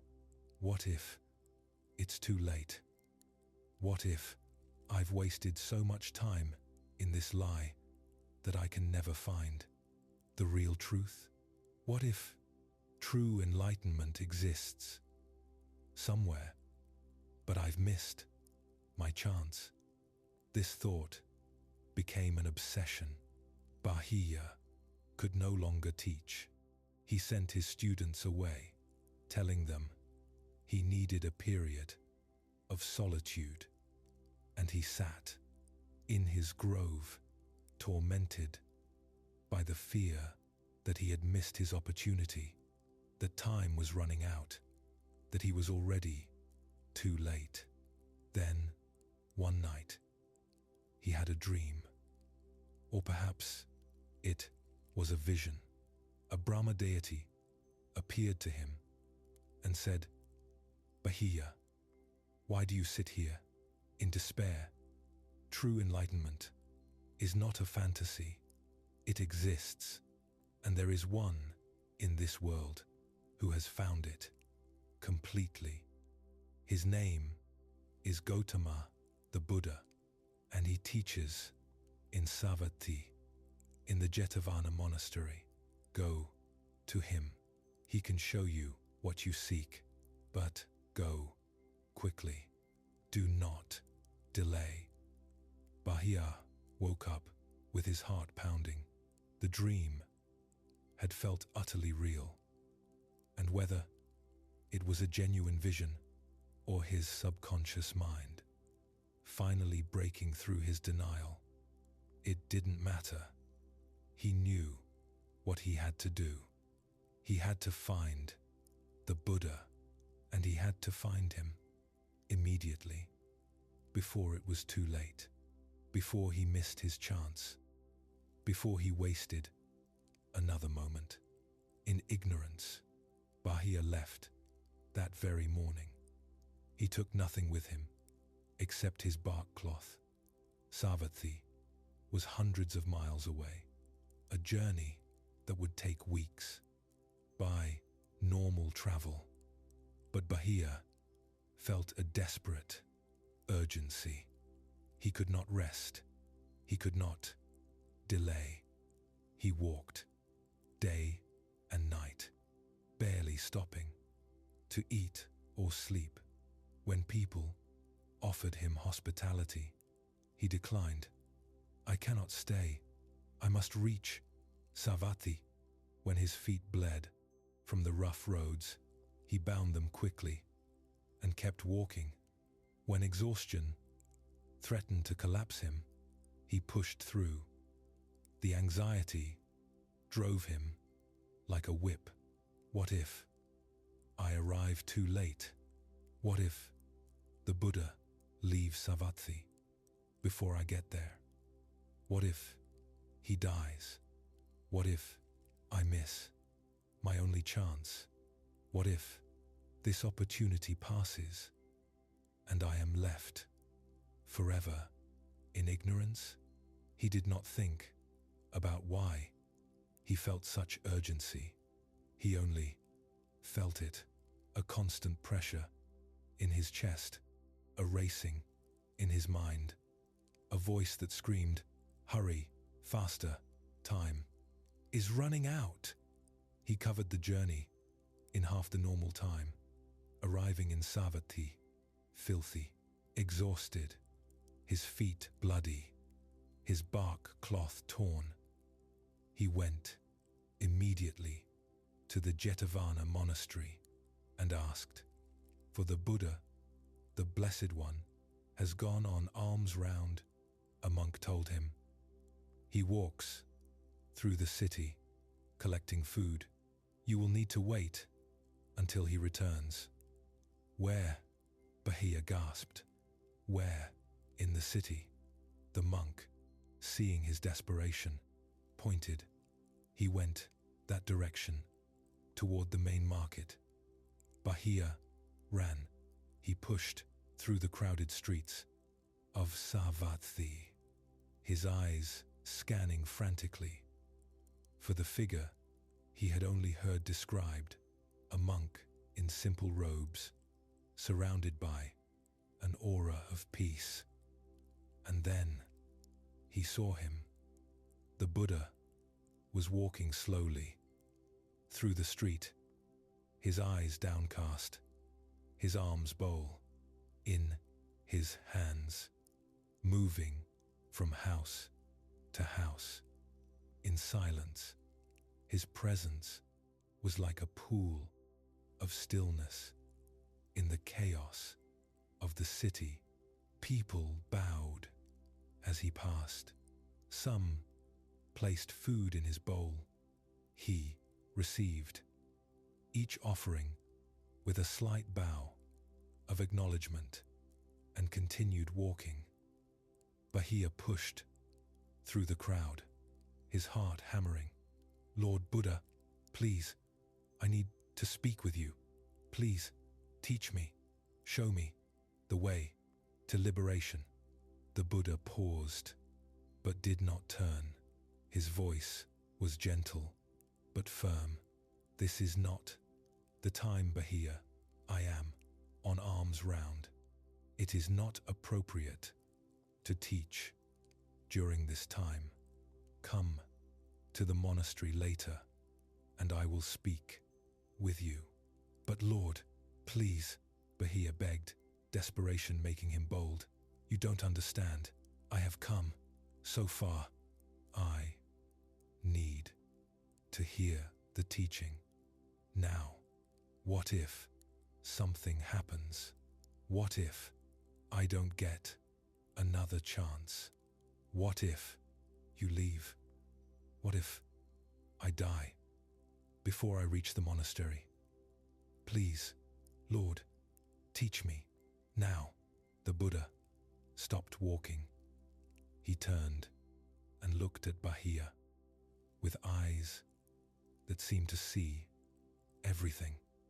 The desperation, the years of pretense, the deep fear that time was running out.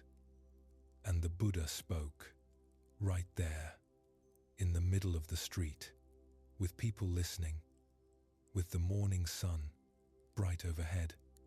"Very well, Bahia, listen closely, for I will say this only once." Bahia dropped to his knees, his whole being focused on the Buddha's words. The Buddha said, "Bahia, when you see, let there be just the seeing. When you hear, let there be just the hearing. When you sense, let there be just the sensing. When you know, let there be just the knowing. When for you, Bahia, there is in the seen, just the seen, in the heard, just the heard, in the sensed, just the sensed, in the known, just the known, then you will not be by that. When you are not by that, you will not be in that.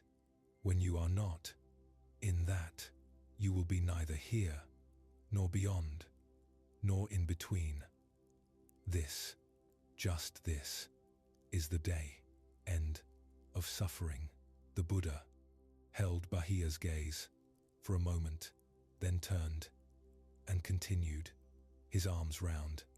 Bahia knelt in the street, the words echoing in his mind. At first, they made no sense. They seemed too simple, too cryptic. But he did what the Buddha had instructed. He simply observed. He saw the people walking past, not, "I see people," or "those are rich people, those are poor people," or "what do they think of me kneeling here?" Just seeing shapes, colors, movement. He heard the sounds of the street, not, "those are merchant calls," or "that's a pleasant sound," or "I wish it were quieter." Just hearing vibrations, tones, sound, and in that simple, direct experiencing, without adding thought, without adding story, without adding me and mine, something released. The anxiety stopped. Not because he had achieved something, not because he had arrived, but because he had stopped running, stopped seeking, stopped adding himself to experience. There was just seeing, just hearing, just being, and it was enough. It had always been enough. Bahia sat in the street, and tears streamed down his face. He had spent years pretending to be enlightened while frantically running from his anxiety, and now, in a single moment of simply stopping, of experiencing without elaboration, he understood peace was not something to achieve. It was not somewhere else, not in the future, not after years of practice. It was right here, right now, in the simple, direct experience of this moment when the mind stopped adding itself to everything. Bahia sat in the street for a long time, absorbing the teaching, letting it settle into every cell of his being. The urgency was gone. The anxiety about missing his chance, about time running out, about not being enough, it had all dissolved. There was just this moment, and this moment, and this moment, each one complete, each one enough. Eventually, he stood up and walked slowly toward the monastery, wanting to thank the Buddha, wanting to confirm what had happened, wanting to express his gratitude. But on the way, as he walked through the city in a state of profound peace, a terrible accident occurred. A cow, startled by a noise, broke free from its owner and charged down the street. Bahia, absorbed in the simple experience of walking, seeing, hearing, did not move aside. Quickly enough, the cow struck him. He fell. His head hit the stone pavement with a sickening crack. People rushed to help him, but it was immediately clear that the injury was fatal. Blood pooled beneath his head.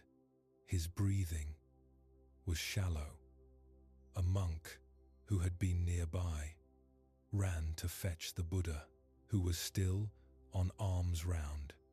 In another part of the city, Bahia lay in the street, his body broken, his life ebbing away. But his mind was utterly clear, utterly at peace. He felt no panic, no fear, no regret. There was just the experience of pain, of the body shutting down, of life ending. And it was okay. It was just what was happening. By the time the Buddha arrived, Bahia had died. The Buddha stood over the body of the man he had just taught, and his face showed great compassion mixed with something that might have been sadness. The monks who had gathered asked, "Lord, who is this man? What has happened?" The Buddha said, "This is Bahia Daruchirya. He came to me this morning. Seeking the teaching, I gave it to him, and he understood completely. He attained full liberation, and now he has passed away." The monks were shocked. "Lord, he attained arahantship, full enlightenment, so quickly?" "Yes," the Buddha confirmed. "When the conditions are right, awakening can happen in an instant." Bahia had been seeking for years. He had ripened through his struggles, his honesty about his own pretense, his desperate urgency to find truth. When he heard the teaching, he was ready. He had no more attachments to block his understanding. He saw clearly, and he was free. "But Lord," one monk said, "it seems cruel that he attained enlightenment only to die." Moments later, what was the point? The Buddha looked at the monk with gentle eyes. "Do you think Bahia's life was wasted because it was short?" After his awakening, he spent years in anxiety, in pretense, in desperate seeking. And in his final hour, he found complete peace. He died free, not bound by fear or craving, or ignorance. How is that a waste? Would it have been better for him to live another 40 years in confusion than to taste even one moment of true freedom? The monk bowed, understanding.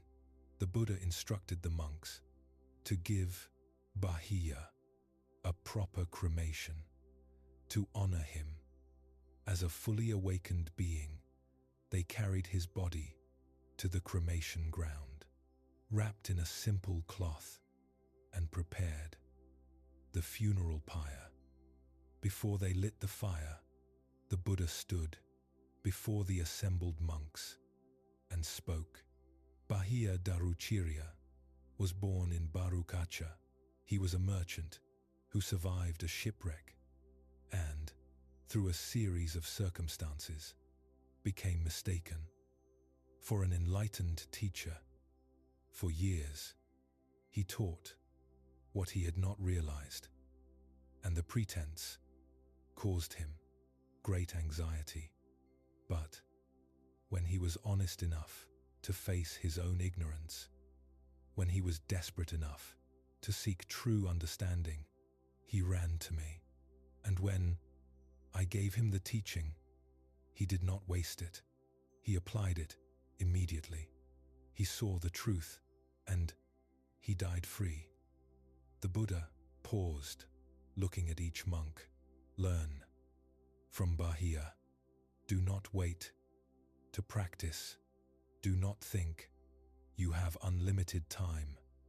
Death can come at any moment. The urgency Bahiya felt, the sense that there is no time to waste. This is actually wisdom, not the anxiety of I'm running out of time, but the clear seeing of this moment is the only moment I have. I will not waste it. One of the monks, the same one who had questioned Bahiya's early death, asked, "But Lord, how do we balance urgency with the patience that practice requires? You also teach that awakening cannot be forced, that it unfolds naturally. How do we hold both?" The Buddha smiled. Excellent question. The answer is this: practice as if your hair is on fire. Apply yourself with diligence and sincerity, not wasting time in laziness or distraction. But do not create anxiety about results. Do not think, I must get enlightened quickly, or I will have failed. The urgency is about the practice, not about the result. This moment, the practice, the next moment, practice without delay, without distraction, but also without grasping for a future achievement. Bahiya's mistake was not his urgency. His mistake was spending years in pretense. Once he stopped pretending and started genuine seeking, his urgency served him. It brought him to me. It opened him to hear the teaching, and it prevented him from the common error of hearing the truth and thinking, I'll practice that later. He practiced immediately, and that made all the difference. The monks lit the funeral pyre, and they chanted as Bahiya's body burned. The Buddha stood silently, honoring the man who had found freedom in his last moments. Later, the Buddha composed verses about Bahiya, preserving his story for future generations. He wore bark cloth on the coast, matted hair covered in dirt. People thought him frightened, but inside, he knew the truth. He came from far Baharukacha, desperate, urgent, seeking peace. In the midst of the city, I gave him the highest teaching. In the scene, just the scene.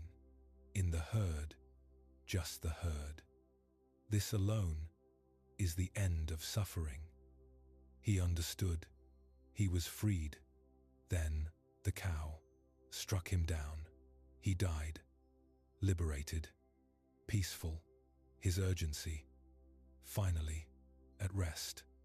The monks memorized these verses, and Bahia's story became one of the most powerful in the Buddha's teaching.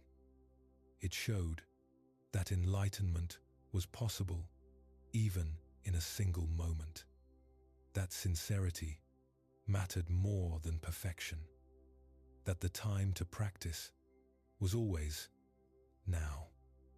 Centuries after Bahia's death, his teaching continues to impact people, struggling with existential anxiety, with the feeling that time is running out, with the fear that they have not done enough or will never do enough.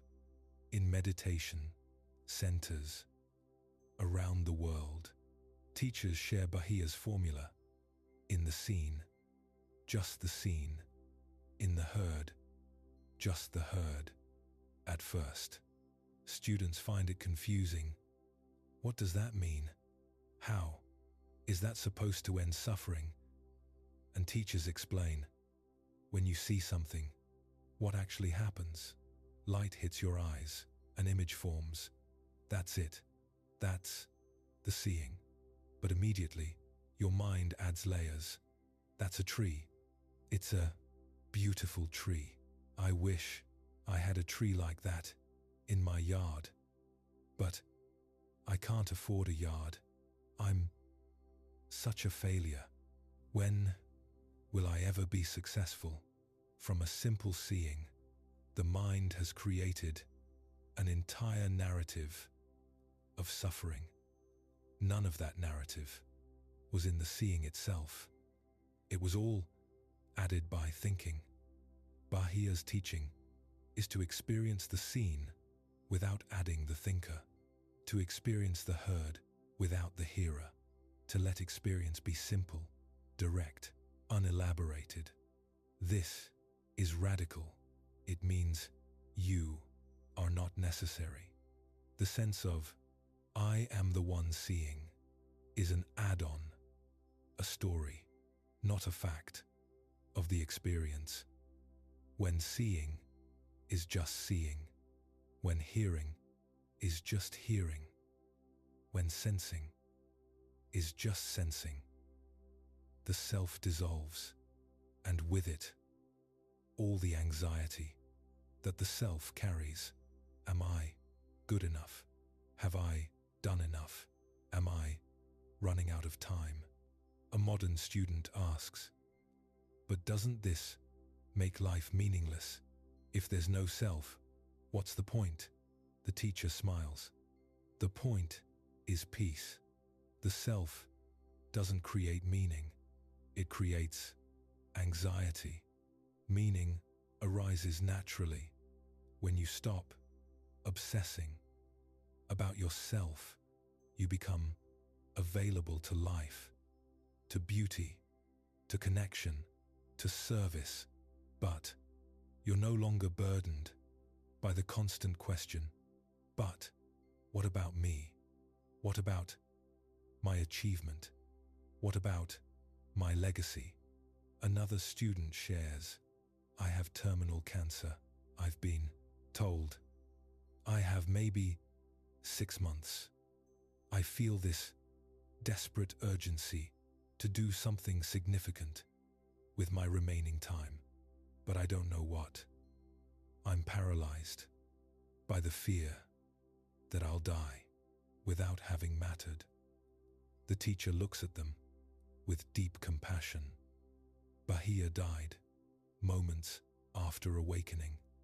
His entire awakened life was measured in minutes, maybe an hour. Did his life matter? Yes, the student says. His story has helped millions, and if his story had never been recorded, if no one knew about him, would his moment of freedom have mattered? The student pauses. I think, yes, because he experienced it. He died in peace. That matters, even if no one else knows. Exactly, the teacher says. You matter, not because of what you achieve or what legacy you leave. You matter because you are aware, because you are alive, because you have the capacity to experience this moment fully. If you die in peace, having tasted even one moment of being fully present, your life will have been complete. But what about my family? What about the things I wanted to do? Do them, if you can, the teacher says gently. But don't let the urgency create so much anxiety that you miss the life you have right now. Bahia's teaching in this moment, just this moment, not thinking about the months you have left, just this breath, this sensation, this experience. This is enough. It has always been enough. The student cries and then laughs and says, I've been so busy trying to make my death meaningful that I forgot to make my life meaningful right now. This moment, this is my life. Yes, the teacher confirms. This is always your life, this moment. And when you stop adding all the stories about what it should be, about whether it's enough, about whether you're doing it right, you discover that it's already complete. You are already complete. Bahia's teaching has also helped people struggling with productivity, anxiety, the modern epidemic of feeling like you must constantly achieve, constantly do more, constantly be more. A young woman shares in a meditation group, I feel like I'm always behind. Everyone else has accomplished so much. I'm 30 and I haven't written a book, haven't built a business, haven't changed the world. I feel like time is running out and I'm wasting my life. Another participant says, Bahia's story helped me with this.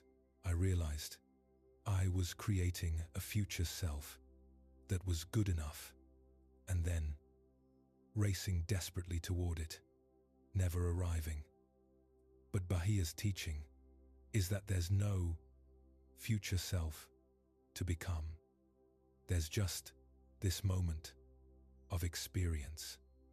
And in this moment, I don't need to be anything other than aware. But how do you motivate yourself if you're not trying to become something? The young woman asks. Motivation arises naturally when you stop adding the layer of not enough. The participant replies, I still work, I still create, but I'm not doing it from a place of desperate urgency or self-judgment. I'm doing it because in this moment, this is what's arising, and the work feels lighter, more joyful, because I'm not carrying the weight of this needs to make me somebody. A therapist who uses Bahia's teaching with anxiety clients explains the urgency my clients feel is almost always about the future. I need to figure this out before I need to achieve this, before I'm too old. I need to find love before time runs out. This urgency creates constant stress. I teach them Bahia's instruction right now, in this moment, what is actually happening, and we practice experiencing just what is, without the future-oriented urgency. It's remarkable how much anxiety dissolves when they realize that right now they're okay. Bahia's teaching has become particularly relevant in the modern world, where people are constantly bombarded with messages of optimize, be productive, don't waste time, hustle harder. This creates a culture of existential urgency where people feel like they're always running out of time, always behind, always not enough. But Bahia's teaching offers a radical alternative. Stop running toward an imagined future where you'll finally be enough. In the scene, just the scene. In the herd, just the herd. This moment, just this moment. Not as a bypass of responsibility, not as an excuse to avoid necessary action, but as a way of meeting life without the crushing weight of existential urgency. One teacher summarizes it beautifully. Bahia ran across hundreds of miles in desperate urgency to find peace, and the Buddha told him, peace is right here, in this moment of seeing, hearing, sensing. You don't need to run anywhere. You never did. The urgency you feel is the problem, not the solution. Let Bahia's story rest in your heart now, as you lie here in the deep darkness of the night. Perhaps you have felt his urgency. Perhaps you carry the anxiety that time is running out, that you haven't done enough, that you're missing something crucial, that you need to hurry. Bahia ran for weeks to find the Buddha, driven by desperate urgency, and the Buddha's teaching to him was essentially, stop running. Peace is not in the future, it is right here, right now, in this simple moment of experience. In the scene, just the scene. In the herd, just the herd. What does this mean for you right now as you rest here? It means stop adding yourself to this moment. Just experience it. Your body is lying down. That's a sensation. You don't need to think, I'm lying down and I should be sleeping by now. And tomorrow I have so much to do. And I hope I get enough rest. And what if I can't fall asleep? And that's all extra. That's all adding yourself to the experience. Just the sensation. Just the hearing. Just the knowing. When you stop adding the self, when you stop adding the story, what remains is simple presence. And in that presence, there is peace. Not because you've achieved something, not because you've figured anything out, not because you're now enlightened or special, but because you've stopped creating suffering. The anxiety about time running out, that's a story. I don't have enough time is a thought, not a fact. In this moment, right now, you have exactly this moment. That's all anyone has. And this moment is enough. Bahia died shortly after. His awakening was his life a waste because it was short? No, he tasted freedom. He died at peace. That is not a small thing. That is everything. You don't know how much time you have. No one does. You might have decades. You might have days. But the only moment you ever have to work with is this one. So stop waiting for a future moment when you'll finally start living fully. Stop waiting until you've achieved enough, done enough, become enough. In this moment, just this moment, be fully here. That is the practice. That is the whole practice. When you see, let there be. Just the seeing, not I see, just seeing. When you hear, let there be. Just the hearing, not I hear, just hearing. When you breathe, let there be. Just breathing, not I'm breathing, just breathing. When you think, let there be. Just thinking, not I'm thinking, just thought arising, thought passing. In this simplicity, in this directness, the self relaxes its grip, and without the self constantly worrying about itself, peace is what remains. You have walked through 4 stories. Tonight, you have learned that your body is not your enemy. Your reputation is not your worth. Your thoughts are not reality. And peace is not in the future. These 4 teachings work together. They dismantle the structures of anxiety, piece by piece. Physical anxiety, social anxiety, mental anxiety, existential anxiety. But there is one more story, one more teaching.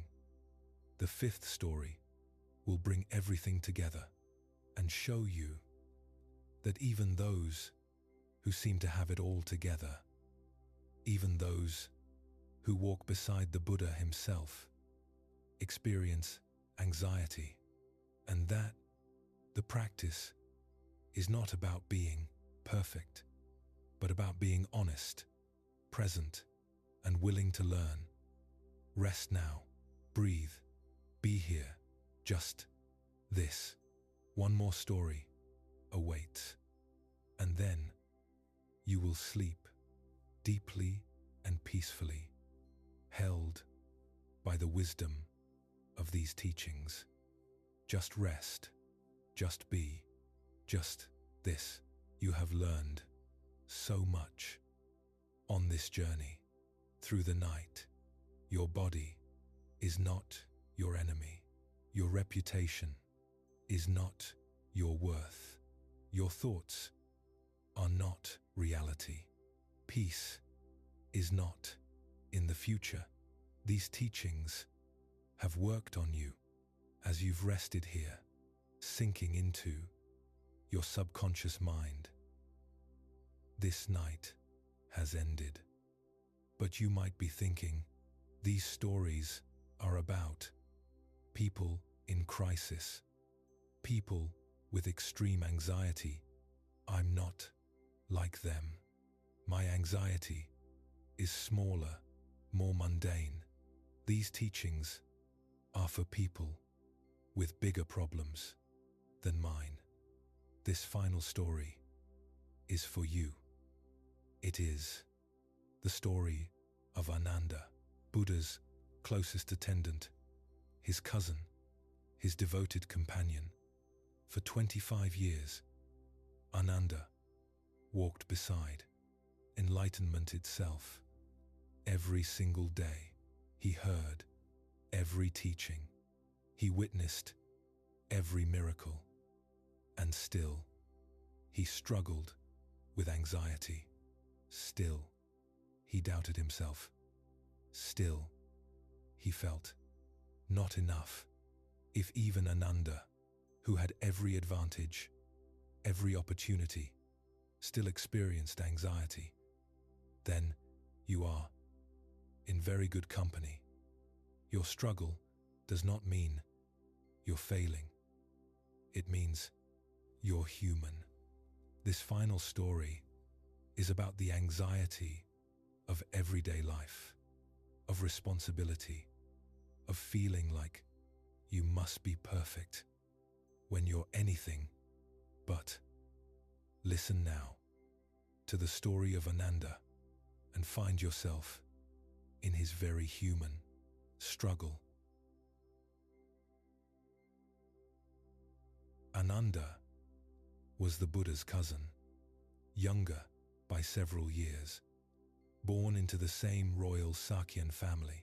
When the Buddha returned to visit his homeland after his enlightenment, many of his relatives became his followers. Ananda was one of them. From the beginning, Ananda was drawn to the Buddha, not just as a teacher, but as a beloved family member.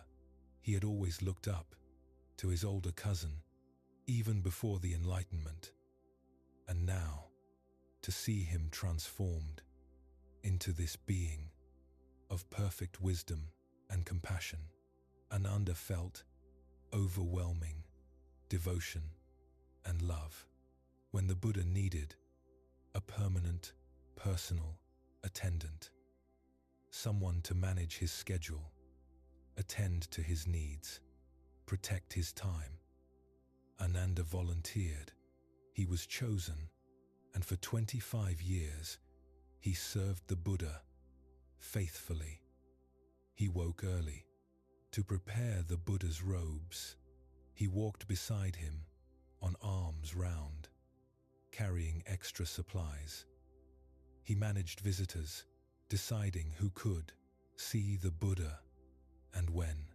He memorized every teaching, becoming known for his extraordinary memory.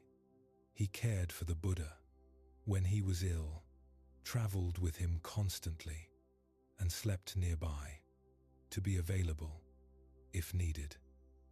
Ananda loved this role. He felt honored to serve, but he also felt the weight of it, the responsibility, the constant pressure to do everything perfectly, the awareness that thousands of people depended on the Buddha and the Buddha depended on him. What if he made a mistake? What if he scheduled the wrong person at the wrong time? What if he forgot an important message? What if his service was inadequate? These worries became his constant companions. Other monks would praise him. Ananda, you are so fortunate. You're with the Buddha all the time. You hear every teaching. You must be so close to enlightenment. But Ananda didn't feel close to enlightenment. He felt anxious, inadequate, stretched too thin. He was so busy serving the Buddha that he barely had time for his own practice. He would try to meditate, but his mind would race. with tasks. Did I remember to inform so-and-so about tomorrow's teaching? Is the Buddha's robe properly mended? Are there enough supplies for the journey next week? He watched other monks attain arahantship, becoming fully enlightened, and he felt a painful mixture of joy for them and inadequacy for himself. Why not me? I've been with the Buddha longer than many of them. I've heard more teachings. What's wrong with me? But he never spoke these doubts aloud. He smiled, he served, he projected competence and devotion. Inside, he was drowning in performance anxiety. One of Ananda's greatest sources of anxiety was his role as gatekeeper. The Buddha was famous, beloved, sought after by thousands. Kings wanted audiences. Scholars wanted debates. Sick people wanted healing. Lay people wanted blessings. Monks wanted private instruction. Ananda had to decide who got access and who didn't. And no matter what he decided, someone was disappointed. If he allowed too many visitors, the Buddha became exhausted. If he limited visitors too strictly, people felt rejected and blamed Ananda for keeping them from the master. One day, a wealthy donor came, demanding immediate access to the Buddha. I have traveled far. I have brought generous offerings. How dare you make me wait? Ananda, trying to be diplomatic, explained, the Blessed One has been teaching all morning. He is resting now. Perhaps in an hour. An hour? I am an important person. I do not wait. Ananda felt his chest tighten. He wanted to please everyone, but it was impossible. If he woke the Buddha would be gracious, but exhausted. If he made the donor wait, the donor might withdraw support from the Sangha. He made a decision. Please, wait. I will check with the Blessed One. He approached the Buddha, who was indeed resting. Lord, there is a donor who has traveled far and wishes to see you. But you are tired. What should I do? The Buddha opened his eyes and smiled gently. Ananda, what do you think is best? Ananda felt a familiar panic. Why was the Buddha asking him? He was supposed to know. He was supposed to be wise enough to make these decisions without burdening the Buddha. I think you should rest, but I don't want to offend the donor. Then tell the donor I will see him in an hour, the Buddha said simply. If he is offended, that is his choice. You are not responsible for his reactions. You are responsible only for making reasonable decisions with kindness. But what if he withdraws his support? Then he does, the Buddha said. The Sangha will be fine. Ananda, you carry too much. You believe. You must control outcomes, but you cannot. You can only do your best in each moment. The rest is beyond your control.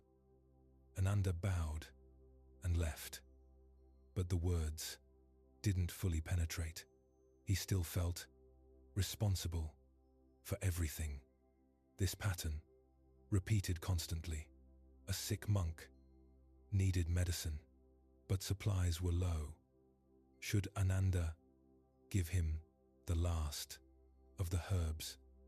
or save them, in case someone sicker came tomorrow. A laywoman wanted to ordain as a nun, but her family was angry about it.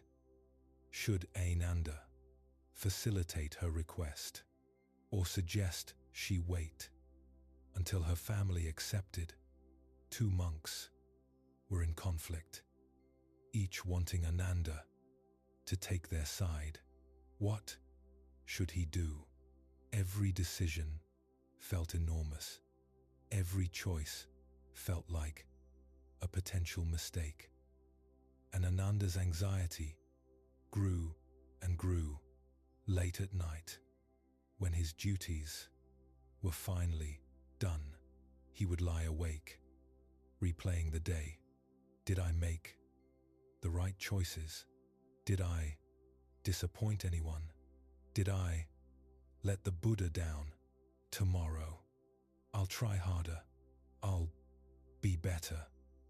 But tomorrow would come, bringing new, impossible decisions, new opportunities to fail.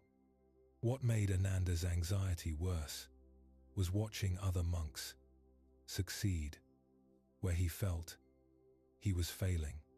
Sariputta, the Buddha's chief disciple, was brilliant. He could understand complex teachings immediately and explain them clearly to others.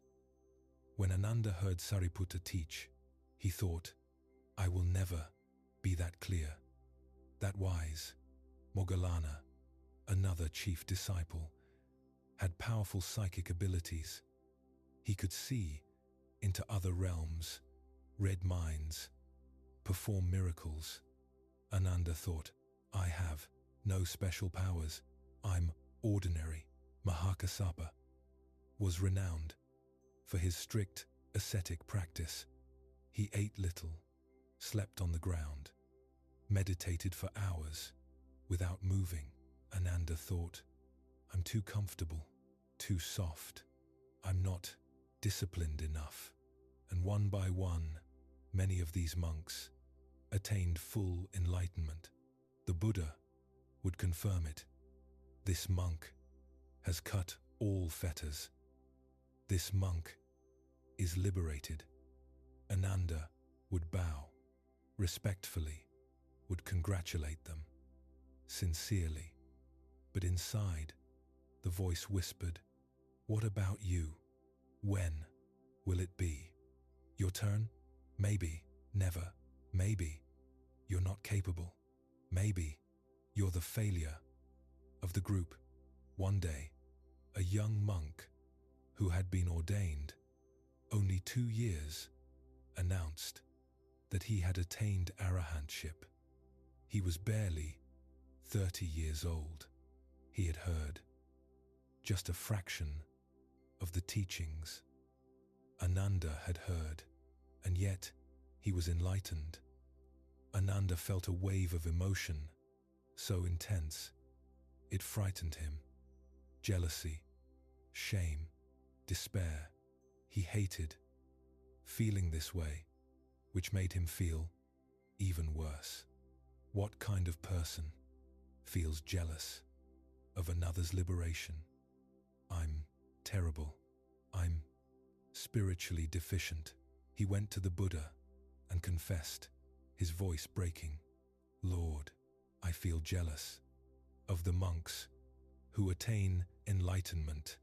I feel like a failure. I've been with you for 20 years and I'm still not enlightened. What's wrong with me? The Buddha's face was infinitely compassionate. Ananda, nothing is wrong with you. You are not failing, but you are learning an important lesson, slowly and painfully. What lesson? That you cannot compare your path to anyone else's. Every person's journey is different. Some monks have less craving, less clinging from past lives. They attain enlightenment quickly. Others have more work to do. This doesn't make them better or worse. It's just their karma, their conditions. But I've had so many advantages, Ananda protested. I've been with you constantly. I've heard every teaching. If I can't get enlightened with these conditions, how can I ever stop? The Buddha interrupted gently. You are creating suffering with these thoughts. Let me ask you, why do you want to be enlightened? Ananda paused, confused by the question. Because it's the goal. Because suffering ends. Because you think it will prove you're good enough, the Buddha suggested, quietly. Ananda felt tears sting his eyes. Yes, he whispered, I feel like I'm not good enough. And if I became enlightened, maybe I would be. And there, the Buddha said, is your obstacle. You are seeking enlightenment, not for freedom, but for validation. You want to be enlightened so you can finally stop feeling inadequate. But enlightenment is not a trophy that proves your worth. It is the realization that worth was never the issue. You are already complete. You have always been complete. Enlightenment is simply seeing what was always true. But I don't feel complete, Ananda said miserably. I feel broken. I know, the Buddha said. And that feeling is what you must learn to hold with compassion, not solve with achievement. Ananda, you will attain enlightenment. I promise to you that. But not until you stop trying to use it to fix yourself. The greatest crisis of Ananda's life came when the Buddha was dying. The Buddha was 80 years old and his body was failing. He had been ill repeatedly, and finally, the illness was terminal. He told his closest disciples that he would soon pass into final nirvana, leaving the physical form behind. Ananda was devastated. The man he loved most in the world, the person who had been the center of his life for 25 years, was leaving. As the Buddha's attendant, Ananda had to manage the logistics of the death. He had to inform people, make arrangements, support the grieving disciples, all while dealing with his own overwhelming grief. One afternoon, a few days before the end, Ananda couldn't take it anymore. He left the Buddha's side and went into the forest alone, and he wept great, wrenching sobs of grief and fear. I'm losing him. I'm losing my teacher, my guide, my beloved cousin. What will I do without him? How will I know if I'm making the right decisions? How will I continue? The Buddha, even in his weakened state, noticed Ananda's absence. He sent a monk to find him and bring him back. When Ananda returned, his eyes red and swollen, the Buddha said, "Why are you crying alone in the forest?" "Lord," Ananda choked out, "you are leaving, and I am not yet enlightened. You have brought so many to liberation. But I am still bound. What will I do when you are gone? I have failed. The Buddha's eyes filled with tears. A rare sight. Ananda, my dear friend, you have not failed. You have served me perfectly. You have been the kindest, most faithful, most devoted attendant anyone could ask for. Every enlightened being in this Sangha has benefited from your service. You have made it possible for me to teach thousands. Your contribution is immeasurable. But I'm not enlightened, Ananda cried. That's what matters. No, the Buddha said firmly. Your service matters. Your kindness matters. Your love matters. Enlightenment is not the only thing of value. You have lived a beautiful life of generosity and devotion. That is not nothing. But after you're gone, people will say, Ananda was with the Buddha for 25 years and never became enlightened. What a waste. Let them say it, the Buddha replied. Their opinions are not the truth. Ananda, listen to me carefully. You will attain enlightenment, but not until you learn to value yourself, not for what you achieve, but for who you are. You are already worthy. You have always been worthy. Your worthiness does not depend on enlightenment or on any achievement. I don't know how to believe that, Ananda whispered. Then believe me, the Buddha said. I am telling you, you are enough, exactly as you are, right now, unenlightened and anxious and grieving and imperfect. You are enough.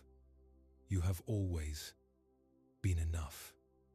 Ananda cried in the Buddha's arms, and the Buddha held him, this man who had held so many, finally being held himself. A few days later, the Buddha died, and Ananda's grief was overwhelming. 3 months after the Buddha's death, the senior monks decided to hold a council to recite and preserve all of the Buddha's teachings. They wanted to ensure that the Dhamma would not be lost or distorted.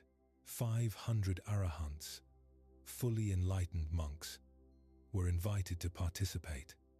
Ananda, despite his extraordinary memory and his presence at almost every teaching, was not invited because he was not yet enlightened. This was the deepest cut, the one thing Ananda could have contributed uniquely. His memory of the teachings was being denied him because he wasn't enlightened yet. Mahakassapa, who was organizing the council, came to him privately. Ananda, you know, we need you. You remember more teachings than anyone, but the council has decided that only arahants can participate. This is not personal. It's about maintaining the purity of the transmission. I understand, Ananda said, though his heart was breaking. However, Mahakassapa continued, the council doesn't begin for 7 days. If you attain enlightenment before then, you will be welcomed. 7 days. Ananda had 7 days to accomplish what he hadn't managed. In 25 years, the anxiety was crushing. This was the ultimate performance pressure. Everyone was watching. Everyone was waiting to see if he would fail. Again, some monks began to whisper, "It's embarrassing.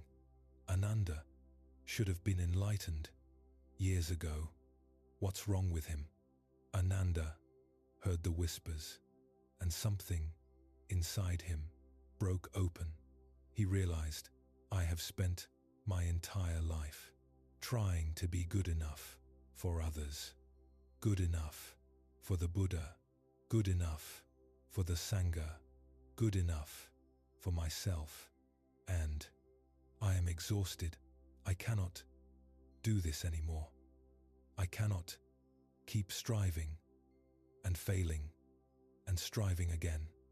He went to his dwelling and sat down, intending to meditate all night, to push himself one last time to enlightenment. But as he sat there, he felt a deep weariness. What if I don't make it? What if I'm not at the council? What will people think? And then a quieter voice. Does it matter? He sat with that question. Does it matter what people think? Does it matter if I'm enlightened or not? Does it matter if I'm included or excluded? And for the first time in his life, he answered honestly, "No, it doesn't matter. Not because I don't care, but because my value doesn't depend on any of it. I have served, I have loved, I have tried my best, and that is enough. I am enough." The moment he stopped trying to be enough, something released. The striving stopped. The anxiety stopped. The need to prove himself stopped. He had been so focused on becoming enlightened that he had missed the present moment. Again and again, for 25 years, he stood up from his meditation cushion, intending to lie down and sleep. He was exhausted, and in the space between standing and lying down, in that moment of transition, it happened.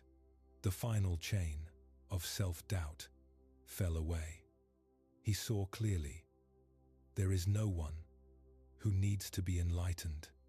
There is just this flow of experience, arising and passing. No self, no one to be inadequate, no one to prove anything to. He was free. He lay down and slept deeply, for the first time in years. The next morning, Ananda went to Mahakassapa and said simply, "I am ready." Mahakassapa looked at him, saw the change immediately, and smiled. "You attained it." "Yes." "How?" "By giving up," Ananda said, with a laugh. "By finally stopping trying." At the council, Ananda was welcomed with great honor. He recited the entire collection of the Buddha's discourses from memory for days. He spoke, his voice clear and strong, his memory perfect. The monks verified each teaching, and they were amazed at how much he had retained. When he finished, the entire assembly bowed to him. He had preserved the Dhamma for future generations. His 25 years of service had culminated in this moment. But Ananda felt no need for their praise. He received it graciously, but he was no longer dependent on it. He knew His worth was not in his achievement, but in his existence. After the council, a young monk asked him, "Venerable Ananda, you were with the Buddha longer than almost anyone. Why did it take you so long to get enlightened?" Ananda smiled. "Because I was so busy trying to get enlightened that I forgot to simply be present. I was always striving, always performing, always anxious about being enough, and that very striving was what blocked me. So how did you finally do it?" "I gave up. I stopped trying. I accepted that I might never be enlightened, and I decided that was okay. And in that acceptance, in that letting go of the need to be different than I was, freedom arose naturally." "So, we should stop trying?" the young monk asked, confused. "No," Ananda clarified. "Keep practicing, keep being sincere, but don't practice from a place of I'm not enough. Practice from a place of I'm already whole, and I'm exploring that wholeness. Do you see the difference?" The young monk nodded slowly. Ananda continued, "I spent 25 years believing that enlightenment would make me finally be enough. But enlightenment is realizing you were always enough. The anxious striving to become enough is itself the problem." In his later years, Ananda became known for his compassion toward those who struggled, especially those with anxiety and self-doubt. He would tell them his story and say, "If I, who walked beside the Buddha himself, still struggled with anxiety and inadequacy, then you are not alone. Your struggle does not mean you're failing. It means you're human." But, he would add, "you don't have to wait 25 years like I did. You can learn the lesson now. You are enough. Right now, anxious and imperfect and struggling. You are enough, and you have always been enough." Let Ananda's story rest in your heart now as you prepare to drift into the deepest sleep. Perhaps you see yourself in him. Perhaps you, too, have struggled with performance anxiety, with the feeling that you're not doing enough, not achieving enough, not progressing fast enough. Perhaps you've watched others succeed and wondered, "Why not me? What's wrong with me?" Ananda's story tells you nothing is wrong with you. You are not behind. You are not failing. You are exactly where you need to be. The anxiety you feel about not being enough is not evidence that you're not enough. It's evidence that you're human, that you care, that you're trying, but trying from a place of I'm not enough creates suffering. What if you could practice, could work, could live from a place of I am already whole, not as a bypass of your actual feelings, but as a deeper truth? Underneath those feelings, you feel anxious. That's real. You feel inadequate. That's real. But those feelings are not the deepest truth. The deepest truth is that you are awareness itself, vast and spacious and whole, and within that awareness, feelings of anxiety and inadequacy arise and pass like clouds in the sky. You are the sky, not the clouds. Ananda discovered this when he finally stopped trying to be the perfect cloud and realized he was the sky all along. You have traveled through 5 stories tonight, each one dismantling a different layer of anxiety, physical anxiety. Your body is not your enemy. Acceptance of your physical self brings peace. Social anxiety, your reputation is not your worth. Honesty about your flaws brings freedom. Mental anxiety, your thoughts are not reality. The second dart is optional. Existential anxiety, peace is not in the future. It is available right now, in this moment. Performance anxiety, you are already enough. You have always been enough. These teachings work together like fingers on a hand, each distinct but part of a whole. And the whole is this: anxiety is created by believing you are not okay as you are. Peace is discovered by seeing that you are already okay, already complete, already free. Not free from feelings, not free from challenges, but free from the belief that you need to be different than you are in order to be acceptable, valuable, worthy of love. As you lie here now, your body heavy and relaxed, your mind beginning to drift into sleep. Feel into this truth. You are enough.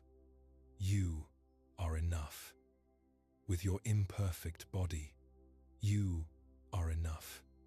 With your flaws and mistakes, you are enough. With your racing thoughts, you are enough.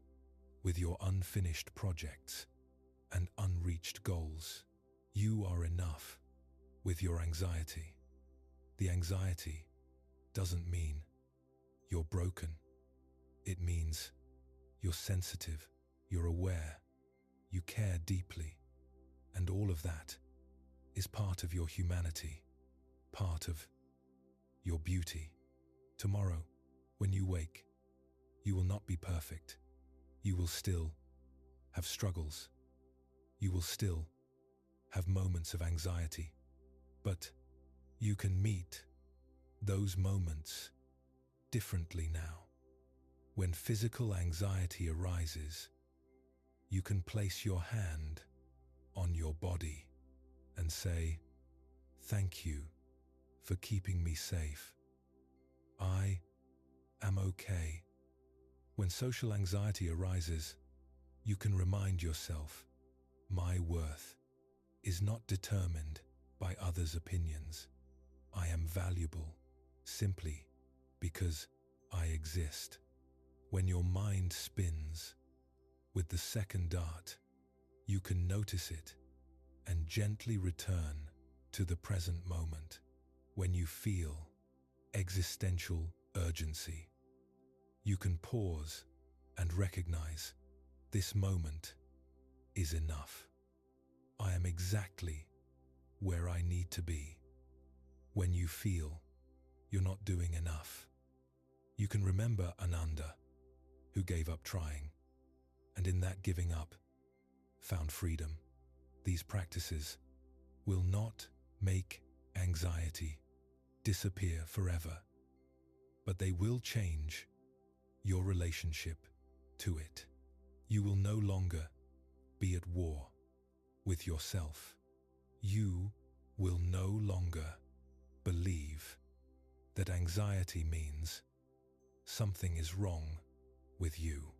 You will begin to see anxiety as simply weather passing through the vast sky of your awareness. Sometimes the weather is stormy.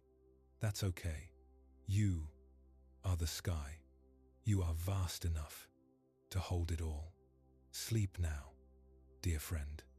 Sleep deeply and peacefully. Let these 5 stories work on you as you rest.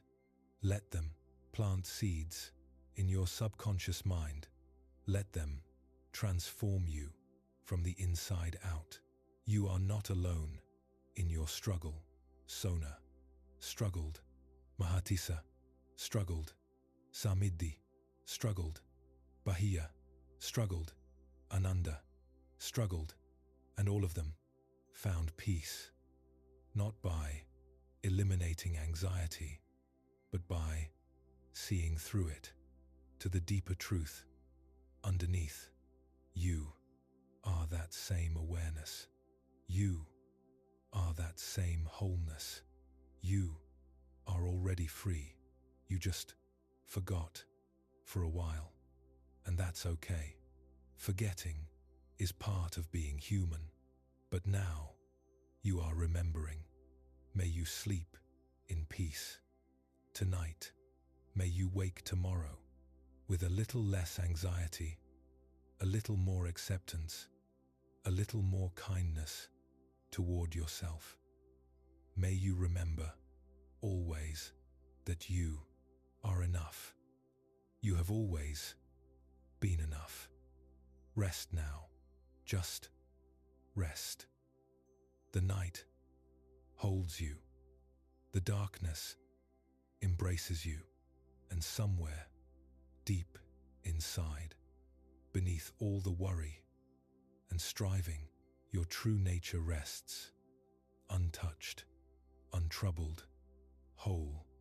Return to that again and again. Return to the simple truth.